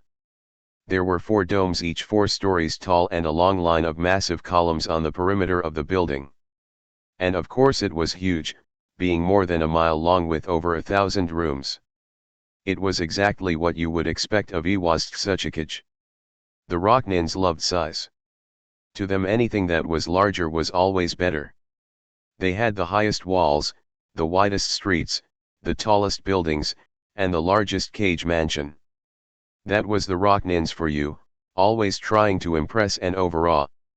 Jiraiya smiled as he was escorted towards the dining hall. He knew a little bit about trying to impress people. But he did it with talent or his awesome wisdom. To his mind their architecture matched their politics, the Rocknins never knew when to stop. Entering the expansive dining hall he was surprised to see only 4 people waiting for him. When he saw who they were he was barely able to keep his smile from slipping. Damn it! I wasn't expecting this. I need to play things cool or everything will be ruined. Motosuwa saw the mask slip just for an instant. He was careful not to smile. He stood up and bowed as Jiraiya approached the head of the table where the others were seated. 2 others stood and bowed as well. The man seated at the head of the table did not rise. That would not have been proper, as a cage outranked even a Sunin. The Tsuchikage was generous enough to grant a nod to his famous guest. Welcome Jiraiya, the Tsuchikage said pleasantly. I trust your journey was not too arduous. Not at all. I'm a veteran traveler and the roads in Earth Country are in excellent condition. He gave his host a low bow and took the seat that was awaiting him. He would be sitting to the Tsuchikage's right, the place of honor. Next to him would be Motosuwa. Sitting across from them were 2 men Jiraiya recognized. Well, I am pleased to hear that. I trust you already know Motosuwa, of course. Allow me to introduce you to 2 of our council members. This is Dorobo and Nodoru. The Tsuchikage said in a friendly and open tone. Jiraiya nodded. Actually, I think I've met both of you before, the last time I was here. Dorobo nodded. Yes, you did. I certainly remember. It's not often you get to meet one of the Sunin. Nodoru smiled. It is indeed rare. I believe you're the only one of the Sunin to ever pay us a visit. Jiraiya laughed and took a swig of his sake. He was surprised it was so strong. He set it back down. Well, if you'd had a casino here you would have seen Tsunade before she became Hokage. My other teammate likely wouldn't have announced himself. Seeing as he's dead now, he won't ever get the chance to see this amazing village. You know, it was shocking to hear the news that one of the Sunin had actually been killed. Tell me, Nodoru grinned. Did you have anything to do with it? I wish, Jiraiya replied. But no, the glory of killing the late unlamented snake goes to Kakashi the Copynin. Dorobo sent him a curious look. You know, we hear that the Kyuubi was there as well. Yes, I've heard that rumor too. And by the way, his name is Namikaze Naruto, son of our beloved Yellow Flash of Konoha. As he'd known it would mention of the Yondaime brought frowns to everyone but Motosuwa. Anything that set them back or was unexpected was good as far as Jiraiya was concerned. This is worse than I thought. They must know that one of these 2 men is my contact. Obviously Motosuwa is here to see if I give anything away or if my contact reveals himself. I have to be very careful and play this cool while I look easy and relaxed. Such a shame I won't be able to fully enjoy this really good sake. The food was soon brought out and was excellent. Over delicious food and strong drink the conversation proceeded at a friendly pace and many different subjects were covered. Jiraiya was happy to entertain the others with many stories involving his exploits both in war and with the ladies. It was often difficult to distinguish which subject he was on at any given moment. Throughout the evening Motosuwa had little to say, preferring to keep quiet and watch. XXXXXXXXXX. Well, this has been a most entertaining evening, Jiraiya said, sounding far more inebriated than he was. But I think I should get back to my suite. I thank you for a memorable evening, Lord Jiraiya. The Tsuchikage replied. Oh. Jiraiya said as if suddenly remembering something. Tell me, is the kabuki performing tomorrow night? Certainly, it performs most evenings, the Tsuchikage stated. Jiraiya gave the two council members a warm smile. Well, won't you allow me to treat both of you gentlemen to an evening at the theater as a thank you for such an enjoyable evening? Both men readily agreed, as it was an opportunity to be seen with the famed Jiraiya in public. Not long after Jiraiya and the two council members had departed. Almost as soon as they were gone, the Tsuchikage had Motosuwa in his study. Well?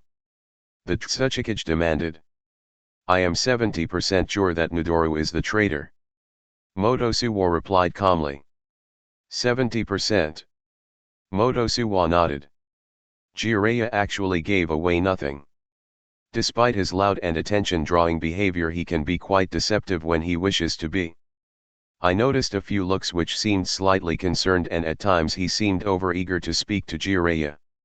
Given this, I judge the likelihood of his guilt to be 70%. The Tsuchikage looked anything but happy. A few concerned looks and he was eager to talk to one of the legendary ninja, and that is your evidence. Motosuwa bowed. My lord Tsuchikage, I eliminated all the other council members from suspicion. It is certainly one of these two. Given only a few more days, I am sure I could find which is the traitor. However, it seems certain that Jiraiya means to aid him in escaping sooner than that. Were you to simply allow me to arrest both? No. The entire point of all this is to avoid angering the clans by arresting one of them without cause. But my lord, were you to allow it, I would certainly catch the traitor. The Tsuchikage frowned. Yes, and you would just as certainly arrest someone who is innocent. He shook his head. No, until you are completely certain you may not arrest a council member. I see. Motosuwa answered calmly. In that case, we shall keep a discreet watch on both council members and have a heavy presence at the kabuki. Jiraiya will almost certainly attempt to pass information to one of them at that point. The Tsuchikage nodded. Do whatever you think best. XXXXXXXXXX. The following morning Saisha received a request for a meeting. He met with an umbu in the hotel lobby. Follow me, were the curt words he was given, and nothing more. Though he did not like it, he still followed the masked ninja through the crowded streets of Iwa. After a time they came to a small unimposing one-story building of simple brick near the western edge of the city. Painted on the front of the building in fading white paint was the simple word, jail. Saisha's hands twitched and he wanted to take out his katana. If this were some sort of trap, he would sooner die fighting than be a prisoner. Motosuwa stepped out of the building and offered a very slight bow. Good morning, I hope you slept well. Fine, Saishu admitted. What is this about? Motosuwa gave him a slightly puzzled look. I am sorry, did you not say you were interested in the Uzumaki prisoners? He drew in a sudden breath. He knew this was probably all a trick, but he couldn't help but feel a sudden hope. You mean there really are prisoners from my clan? Motosuwa shook his head slightly. We have a prisoner. We originally took 6, but years in the granite quarry do little for one's health. Truthfully, I am amazed that even one has survived this long. Saisha glared at the man and had to deliberately keep himself from pulling out his katana and attacking him. He had stood there and calmly related that 5 of his family member had been worked to death in the stone quarries. I can understand if you are upset. Motosuwa continued in his revoltingly calm manner. But please keep your killer intent in check. I would hate for one of my umbu to feel the need to strike you down in order to protect me. Saisha brought his killer intent more or less back in control. I want to see who it is. I want to see who is still alive. Motosuwa nodded. Of course, that is why I brought you here. Come with me please. He walked back into the jail and Saisha followed him without a second's hesitation. It was a simple jail, most likely used to hold drunks and vagrants overnight. There were only 6 cells. 5 were empty. In the last one was a worn figure sitting on the stone floor in chains. He seemed weary and exhausted.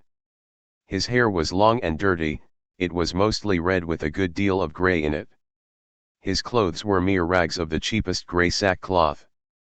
But when he looked up, his green eyes still held courage and the will to never give in even to the most hopeless situation. That strength was all that had allowed him to endure. Looking up, he saw an old man in the clan battle dress. It took a moment, but recognition came into his eyes. Uncle. Nephew. Saisha choked out and gripped the metal bars in front of him. The prisoner smiled and actually chuckled. I knew it had to be a lie. They told me Whirlpool was destroyed years ago. They said my clan was dead. But I always knew it was a lie. Saisha ached for what he needed to say.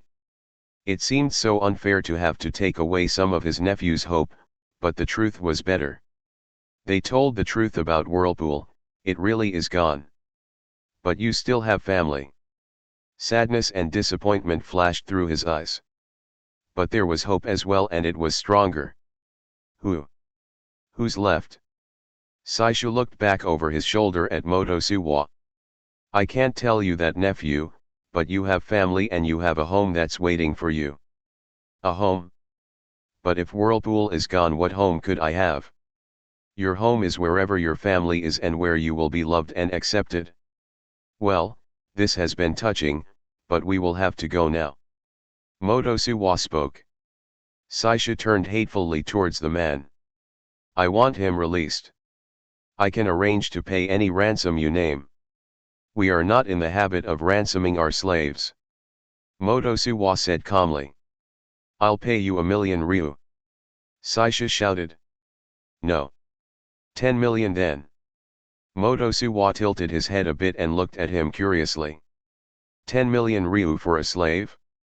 Is he really that precious to you? Yes, damn it, he is. He's my family. Could you actually come up with such a vast sum? You certainly don't appear wealthy. Would you try and get it from Jiraiya? No, I happen to be very close to one of the wealthiest clan heads in the world, and she would gladly pay it. I could have the money here in a day.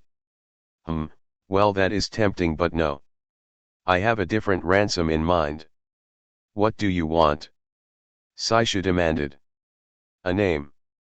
Motosuwa answered. I know why Jiraiya and the rest of you are here. Tell me the name of the man you are trying to rescue and you can have your nephew. I don't know what you're talking about. Saisha said blankly. Motosuwa quirked an eyebrow. Well, that is a pity.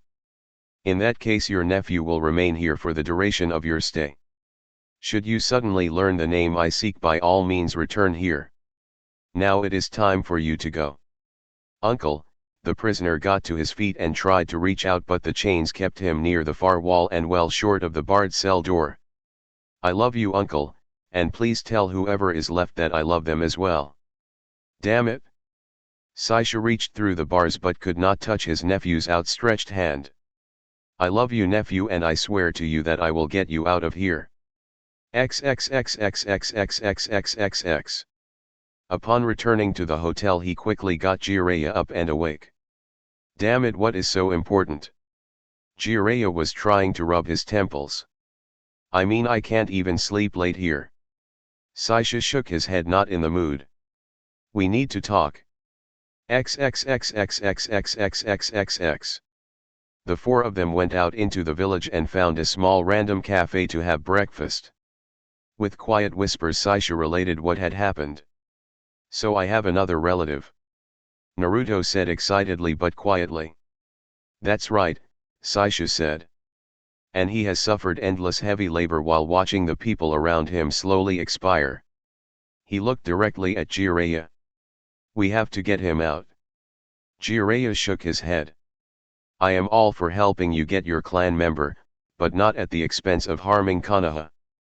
Whoever you're trying to save is a traitor and by definition scum. Saisha said flatly. Jiraiya nodded. That may well be true, but the fact is he has information that is useful to Konoha. Giving Motosuwa the name would destroy Konoha's spy network here and damage the Leaf Village. Saisha leaned forward over the table. The Leaf Village will survive no matter what happens here. But we are talking about the survival of my clan. And he is not only my kinsman but Kushina's and Nanashi's as well. I know that. Jiraiya said firmly. Under different circumstances I'd be the first to offer my help, but not at the cost of damaging Konoha. And since I'm the only one who knows the name, I'm the one who gets final say. Oh really? Saisha growled. Take it easy, Grand Uncle. Naruto said quietly. Jiraiya is right. We can't jeopardize Konoha's security for personal reasons. Saisha looked at him in surprise and disappointment. Jiraiya nodded in approval. I'm glad you understand Nanashi. With both Jiraiya and Naruto against him, Saisha settled down. He sat there quietly while the others ate breakfast. After eating, Jiraiya and Yamato left while Naruto offered to stay and talk to Saisha for a while. Saisha eyed his grandnephew with a great deal of sadness. I'm sorry that this is not important enough to you to go against Jiraiya. But I am getting him out no matter what it takes. Naruto smiled beneath his mask. Grand Uncle, I would never abandon anyone who is family. What? But you said you wouldn't jeopardize Konoha's security. Naruto nodded. I did and I won't. I won't hurt Konoha, and anyway there is no way Jiraiya would ever tell us the name, so there was no point in trying to convince him. Saisha looked at him and slowly grinned. You're planning to do this behind his back, aren't you? This whole mission is being done behind the Hokage's back, so I don't think he has any right to complain. He looked at his grand uncle with complete seriousness. We'll get him out and bring him to Konoha. That's a promise. Saisha nodded in complete agreement. Now tell me exactly where he's being held. Chapter 60, Rescue in IWA. It of course had to be a tragedy, Jiraiya thought. He was not a huge fan of kabuki to begin with. Any art form that refused to give women a place in it was seriously defective in his mind. Especially when so many of the performances were romances. The frightening thing was the actors playing women had such good costumes and such expert makeup it was damn near impossible to tell. Why do they go through so damn much trouble to have men look like women? Why not have women acting to begin with? He'd actually gone to the trouble of asking a theater owner that once. The man had puffed up and shouted that it was tradition. This merely proved to Jiraiya that some traditions needed to be changed. But in any case, here he was sitting through some 3-hour production about the tragic love of the heirs of a pair of rival clans who of course hated each other. 5 minutes in and Jiraiya had already known it would end with the two of them falling in love, being betrothed to others, running away together, and finally dying together when they found they could not escape. Ordinary people never seem to get enough of the tragic. We ninja know better. There is more than enough tragedy in life, we don't need to see more of it. Jiraiya would have preferred a comedy or even a happy romance rather than this. He sighed. Well, it was all a part of the mission. The theater had about 2,000 seats and they were all packed. He was quite certain that a number of those seats were occupied by Umbu in disguise. He would not be surprised if Motosuwa was sitting somewhere out there as well watching him. He was seated in the middle of the third row with Dorobo and Nodoro sitting to either side. After almost 3 hours the climatic moment had nearly arrived. The young couple had been chased to the edge of a cliff with both their clans pleading with them to return. They each pleaded to be allowed to marry and be together, only to have each clan refuse in a single voice. So instead they held on to each other and leapt over the cliff. The house lights suddenly dimmed to allow the actors to disappear over the cliff. In that instant Jiraiya leaned forward as though utterly enthralled by the performance. As he did so he accidentally reached out and put his hand on top of that of each man to his side. When the lights came back up he withdrew his hands and sat back raving about the wonderful performance. One of his hands had held a tiny note. His agent had taken it and quickly hidden it on his person to be read later. Jiraiya leaned back and relaxed. His work was finally done for the evening. XXXXXXXXXX. Together Naruto and Saishu walked out to the western edge of the village where Saishu pointed out the humble building. They hadn't bothered with any sort of disguises. They both knew they were being watched by the Umbu, but it didn't matter. Now knowing exactly where his imprisoned relative was being kept, Naruto and his grand uncle went off to find a restaurant and have dinner. XXXXXXXXXX. Back in his hotel room Jiraiya took out one of the many scrolls he always had with him. Release. On top of the scroll appeared a simple letter and a humble little stamp. The letter was written in the Tsuchikage's own hand and the stamp had been a painstakingly recreated copy of the IWA seal of state. Jiraiya carefully studied the letter for a moment. He then took out a blank scroll and penned an order from the Tsuchikage in his own hand and with a signature.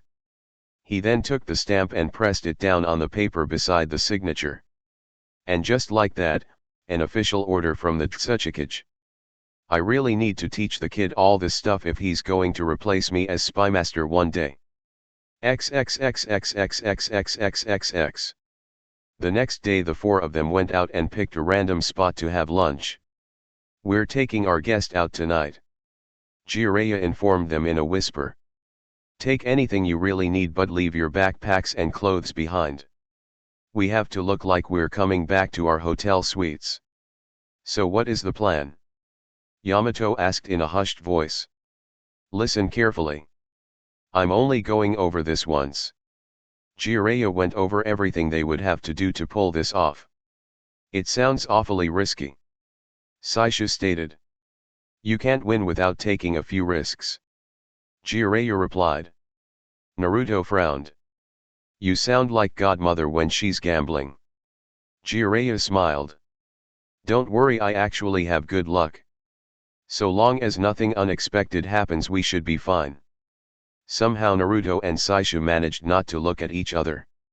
XXXXXXXXXXX. So who's up for a little late evening trip to the bathhouse? Jiraiya said in a loud clear voice. Everyone in the suite groaned. What is it with you and bathhouses?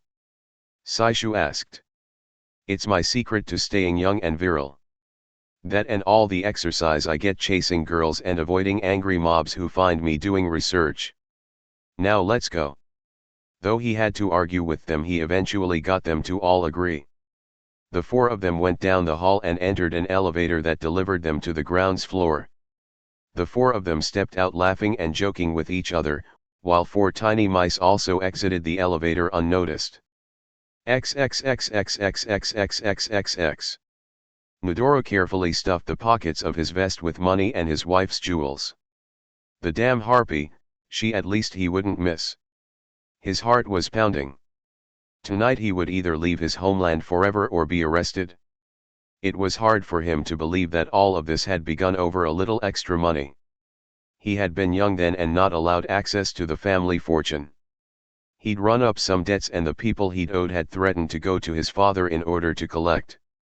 His father would have been furious and he'd been terrified. That was when Jiraiya came along and offered to help by paying off all the debts. And all he'd asked for in return was a little information about some of his lesser clans. Only later had he realized what an idiot he'd been to fall for such a blatant trap. But by the time he'd figured it out it was too late. It was too late for regrets now. He was a traitor and he couldn't very well just say, I'm sorry. Sorry I sold out my clan, my village, and my cage all just to protect my own ass. He imagined saying that to Motosuwa as he was being interrogated. He could easily imagine Motosuwa nodding and accepting his apology. Then tell one of his which bone to break next, always in that polite tone of course. He shuddered and got moving. The message from Jiraiya had said to meet him at the bathhouse at 11. XXXXXXXXXXX. Ah, Jiraiya said peacefully as he sank into the warm water. The others were already enjoying the hot bath. So how long do we stay here? Nanashi asked. As long as we like. Jiraiya laughed. Why? Do you have somewhere to be? XXXXXXXXXXX. Midori was about a third of the way there on an empty street when he was suddenly surrounded by Motosuwa and 3 masked In the name of the Tsuchikage I place you under arrest. Motosuwa said calmly. No. Midori shouted. Before he could even try to get away, one of the struck him in the back of the head and knocked him out. The other 2 members took a hold of him before he could fall. Motosuwa looked to the rooftops. The 2 of you report in. Almost instantly 2 more were standing before him. Sir, has something happened? Motosuwa merely nodded. I was given the name of this traitor and granted permission to arrest him. I want the 2 of you to go to his home and begin a thorough search. Tear it apart and find evidence to the degree of his treachery. I will be taking him to headquarters. Hi. Both men bowed and disappeared. Motosuwa turned to the others and the prisoner.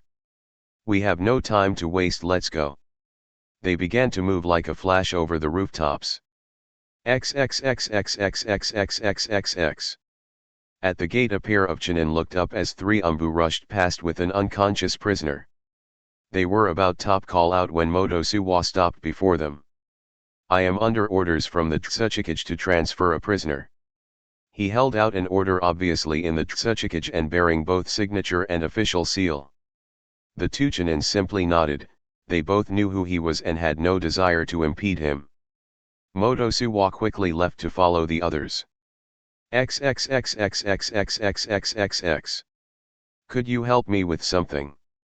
A small polite voice spoke. Jiraiya opened his eyes. He was not surprised to see Motosuwa and 8 fully dressed standing around the edge of the water. You know you're going to need to take some clothes off to enjoy the water. I am not here for the water. I am here because I received a report that 2 of my agents had begun to search a home without my permission. When I spoke to them they claimed I had ordered them to conduct a search after I had arrested Midori. Jiraiya looked surprised. You arrested a member of the council? Why? I did not arrest him, though I had desired to. He was suspected of high treason. Really? He didn't seem the type. Sighing, Motosuwa took out a kunao and tossed it at Jiraiya's chest. As he had expected, Jiraiya disappeared in a puff of smoke. He quickly took out 3 shuriken and did the same to the others who also disappeared. Well, this is unfortunate. He turned to the standing to his right. Jiraiya and his companions have no doubt already left IWA. I want 3 hunter squads sent after them immediately. Tell them their orders are strictly to eliminate Midori by any means. Since he is now under the protection of a Sunin, that will prove extremely difficult, trying to recapture him would likely be impossible. Also send a squad to his home to arrest all members of his household and secure the location for a proper search. The nodded and disappeared. Motosuwa wore a small frown. The Tsuchikage will not be pleased. XXXXXXXXXX. About 15 miles outside of IWA, Jiraiya laughed. He was still in Motosuwa's image, but the laugh was in his own voice. It took them 15 minutes to figure it out. That was actually better than I expected. I still can't believe that no one spotted our hangess. Yamato said. Jiraiya smiled confidently. It looked somehow wrong on Motosuwa's face. I never thought they would. No one thinks to check for henge when the situation is one that seems plausible. They only ever check when something is unusual. Yamato considered that. You know that's true, maybe we need to give our own security forces some training on that. Jiraiya shrugged. Alright, they'll definitely send hunter nins after us, but with a 15-minute head start we should be able to escape them. We'll all take soldier pills and keep going non-stop until we reach our destination. Where's that? Naruto asked. Jiraiya chuckled. You don't need to know. Actually I do. Oh yeah. Jiraiya turned back to look at Naruto. And why's that, kid? Naruto smiled. Because I'm not the real Naruto, I'm just a clone. The real me is still in IWA. What? Jiraiya screamed. Kid, what the hell were you thinking? I was thinking I wouldn't abandon someone who was family and that you wouldn't help me. Damn it Naruto, this is no game. You know why I made the choice I did? Naruto nodded. Yeah, you did what was best for Konoha and I understand that, which is why I helped. But I also have a duty to my clan and my family that is every bit as important to me as my duty to Konoha.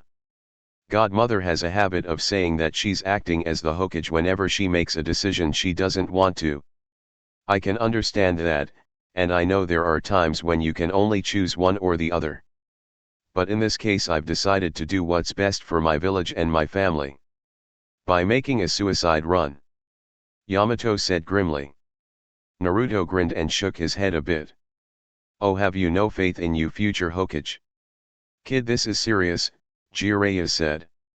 You are completely on your own in a village packed with enemy ninjas. What do you plan on doing exactly? I plan to save my relative and then either sneak out or if I have to fight my way out. Then I'll meet you wherever it is you're heading. Jiraiya looked at him. Kid, he said quietly. The odds of you making it out of IWA are long. Naruto gave him an easy smile. Don't worry about me. I'll be fine. He spoke with absolute conviction. I will never die until I am Hokage. Jiraiya stared at that smile. We're going to a small fishing town in Waterfall near the border. It's called Itsuji, and we should be there in 3 days. Naruto nodded. A fishing town in Waterfall called Itsuji, I'll meet you there in 3 days. He gave them all a simple wave and disappeared in a puff of smoke. Yamato turned angrily to Saishu. You knew about this, didn't you? Saishu nodded and answered calmly. Yes, I did. How could you have helped him do this? He's going to die there. Saishu gave the Umbu captain a hard look. Naruto is the finest ninja I've ever known and I'm damn proud to call him my grandnephew. I would have stayed behind too, but he insisted I go with both of you because he was sure he could not only rescue our kinsman but escape. And you know what? I believe him. I think he can do it. And if he can't? Saishu was silent for a moment. Then he will fall to try and save someone precious to him. It is his choice and no ninja could ask for a better end. It doesn't matter now. Jiraiya interrupted to prevent an argument. It's done and we can't change it. Either he'll meet us in Itsuji or he won't. We can't do anything about him now, we need to worry about ourselves and Nodoru. That put an end to discussion and the three of them hurried on with their burden slung over Jiraiya's shoulder. Despite being so far away, Jiraiya took a quick look back over his shoulder in the direction of IWA. You better survive this, kid, or Tsunade and Kushina are going to take turns murdering me. XXXXXXXXXX. Naruto had used a henge of an IWA Umbu as he approached the jail. He dropped it. He had the same appearance as he'd had entering the village. He was surprised that there were no ninja on guard duty. There were just a couple of ordinary guards who couldn't mold chakra. He knew of course that it was a trap. But it didn't matter. He quickly and easily knocked out two guards and dragged them inside the building. The prisoner in the last cell immediately came to his feet as the strange ninja approached. Hey! You must be my uncle. Or I guess you could be my second cousin. I mean Saishu is my grand uncle and he says you're his nephew, so that would mean you'd have to be either my uncle or second cousin, right? While talking, Naruto had concentrated chakra into his right hand and quickly ripped the cell door off its hinges. Approaching the prisoner, he'd quickly snapped off his chains. I'm really happy to meet you. The older man stared at him. He slowly nodded. Well, I'm very happy to meet you too. So I guess we're family. Naruto nodded eagerly. So you are an Uzumaki? Naruto shook his head. No, technically I'm a Namikaze, but my mother is an Uzumaki, so I am an Uzumaki by blood if not by name. He nodded. Who is your mother? Naruto was about to answer that when he felt chakra signatures from outside. We have company. Naruto quickly knelt down in the cell and pulled out a scroll, inkwell, and brush. He quickly began writing out the necessary words and symbols. Jiraiya had taught him what to do and he was very careful to get it exactly right. What are you doing? The man asked. I can't protect you and fight a battle. So I'm going to seal you in a scroll and send you to my mom in Konoha. You're going to put me in a scroll? He said a bit nervously. Naruto nodded. Yeah, it's the only way. Don't worry, I know what I'm doing. But it's the only way for me to rescue you. The scroll was complete. The prisoner looked at this stranger who was claiming to be family. And for a reason he couldn't explain, found that he trusted him. Well, alright. I guess I'd rather be in a scroll than chained up. Don't worry, the next thing you know you'll be with my mom and you'll be safe. He performed a hand sign. Seal.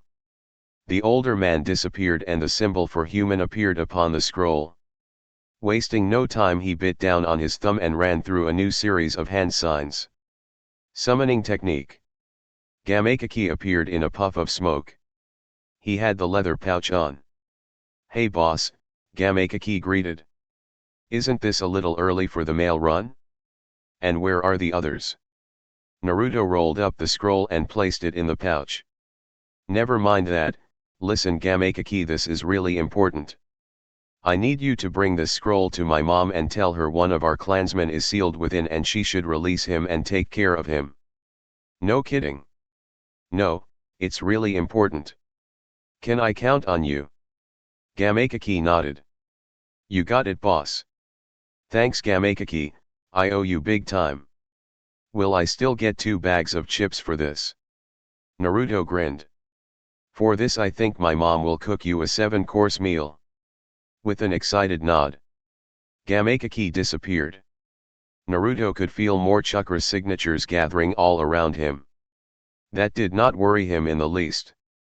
Saishu had told him about the Uzumaki prisoners who'd been captured and worked in the granite pits until they died from exhaustion. He remembered all the stories his mom had told him about the Iwanins and their cruelty. It was easy to feel anger at all the wrongs that had been inflicted on his clan. He was glad as more and more chakra signatures arrived. He'd been sort of hoping it would come down to a fight. He smiled and something dark and terrible awoke inside of him. XXXXXXXXXX. What the hell?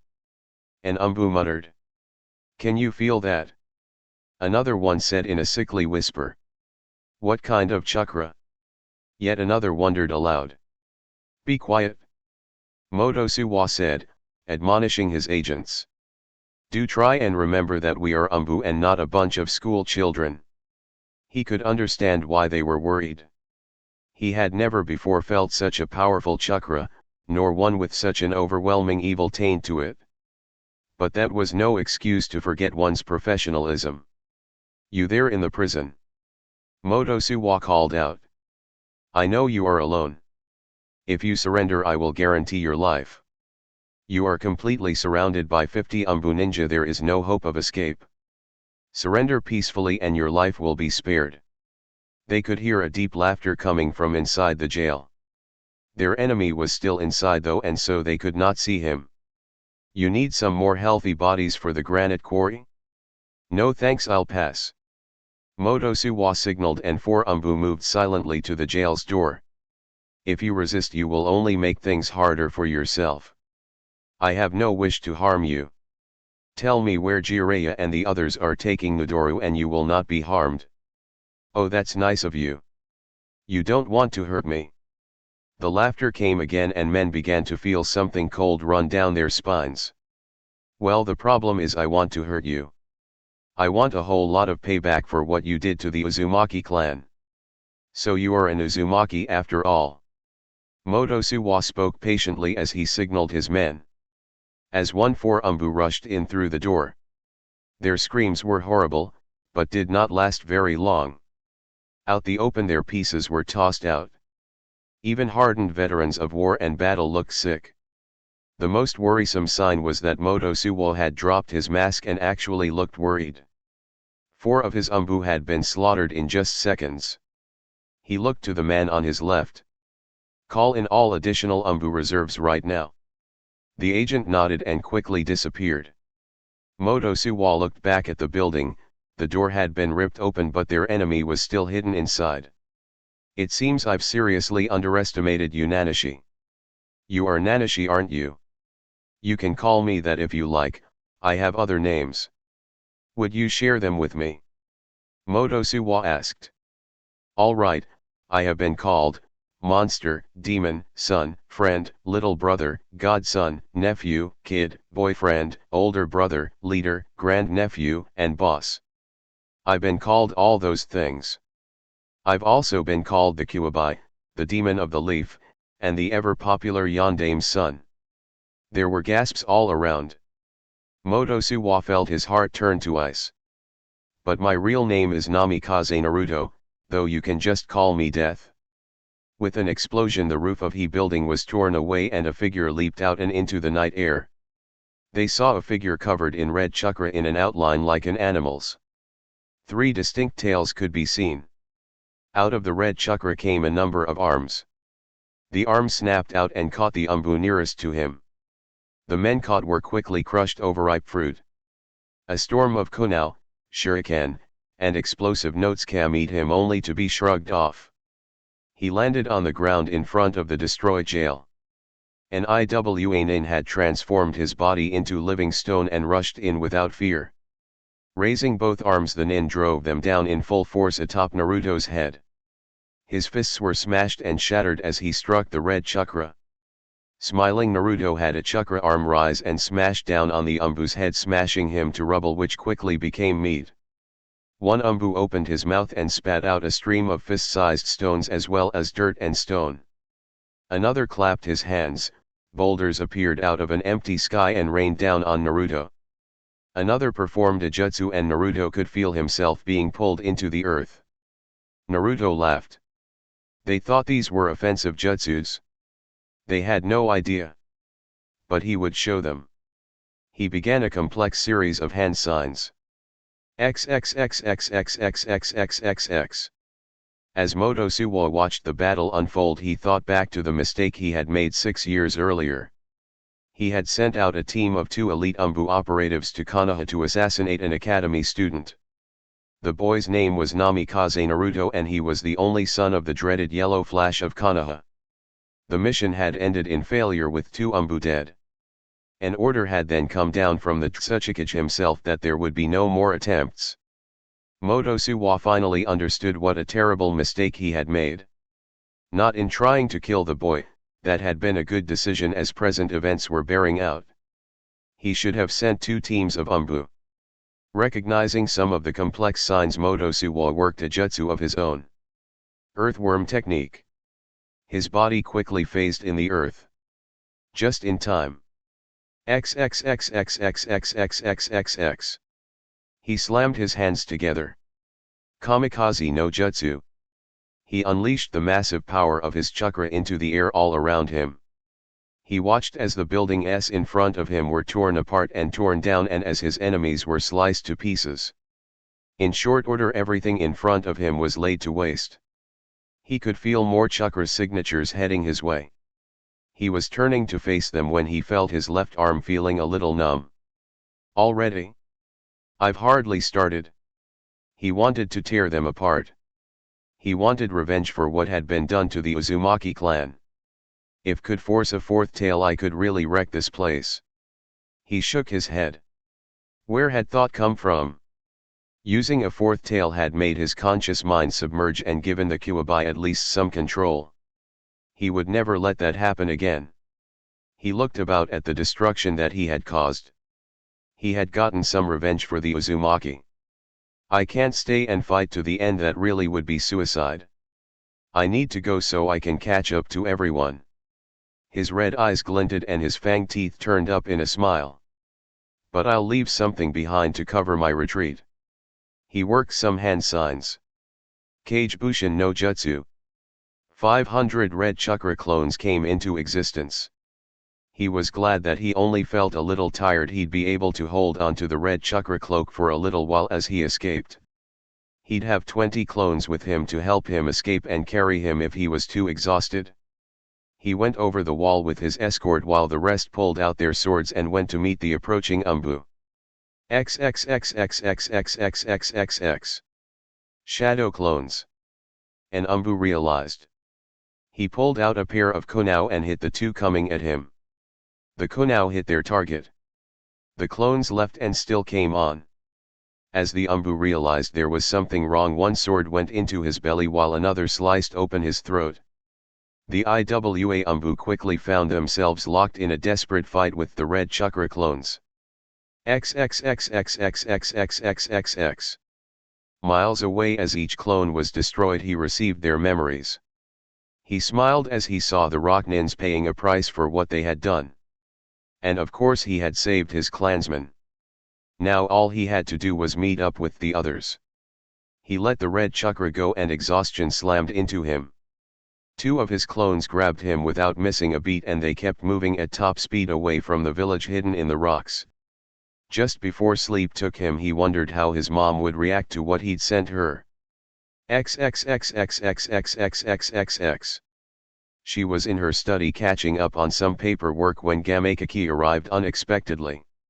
Like any ninja, she saw a break in routine as signaling bad news. Gamakaki? What are you doing here? Has something happened? The frog nodded. Yeah, Naruto sent me here with a scroll that he says you need to unlock. He says it has one of your family members in it and you need to take care of him. He also said you would cook me a 7-course meal for this. She immediately took the scroll out of the leather pouch. He sent Uncle Saishu back to me? Is he hurt? Saishu was the only other family member she had, so of course it had to be her uncle. Don't know. She nodded and put the scroll on the floor in front of her. Release. In a puff of smoke, a man was standing there in front of her who was definitely not her uncle. The poor man looked shocked and bewildered. That he was in poor shape was obvious. She could see the outline of his ribs through the rags he was wearing. Whoever he was, he'd clearly been poorly fed. She could also see scars on his arms and legs. What had happened to this poor man? And why had Naruto said he was family? She looked closely at his face and suddenly gasped. It took him a moment to adjust to his new surroundings. There, standing in front of him, was a woman dressed in the red and black of the Uzumaki. She had ridiculously long red hair now, but her face was the same. He smiled at her. Hey Kuki, been a while. He said softly, trying to choke back sudden tears. Urusai. She rushed forward and wrapped her arms around her brother.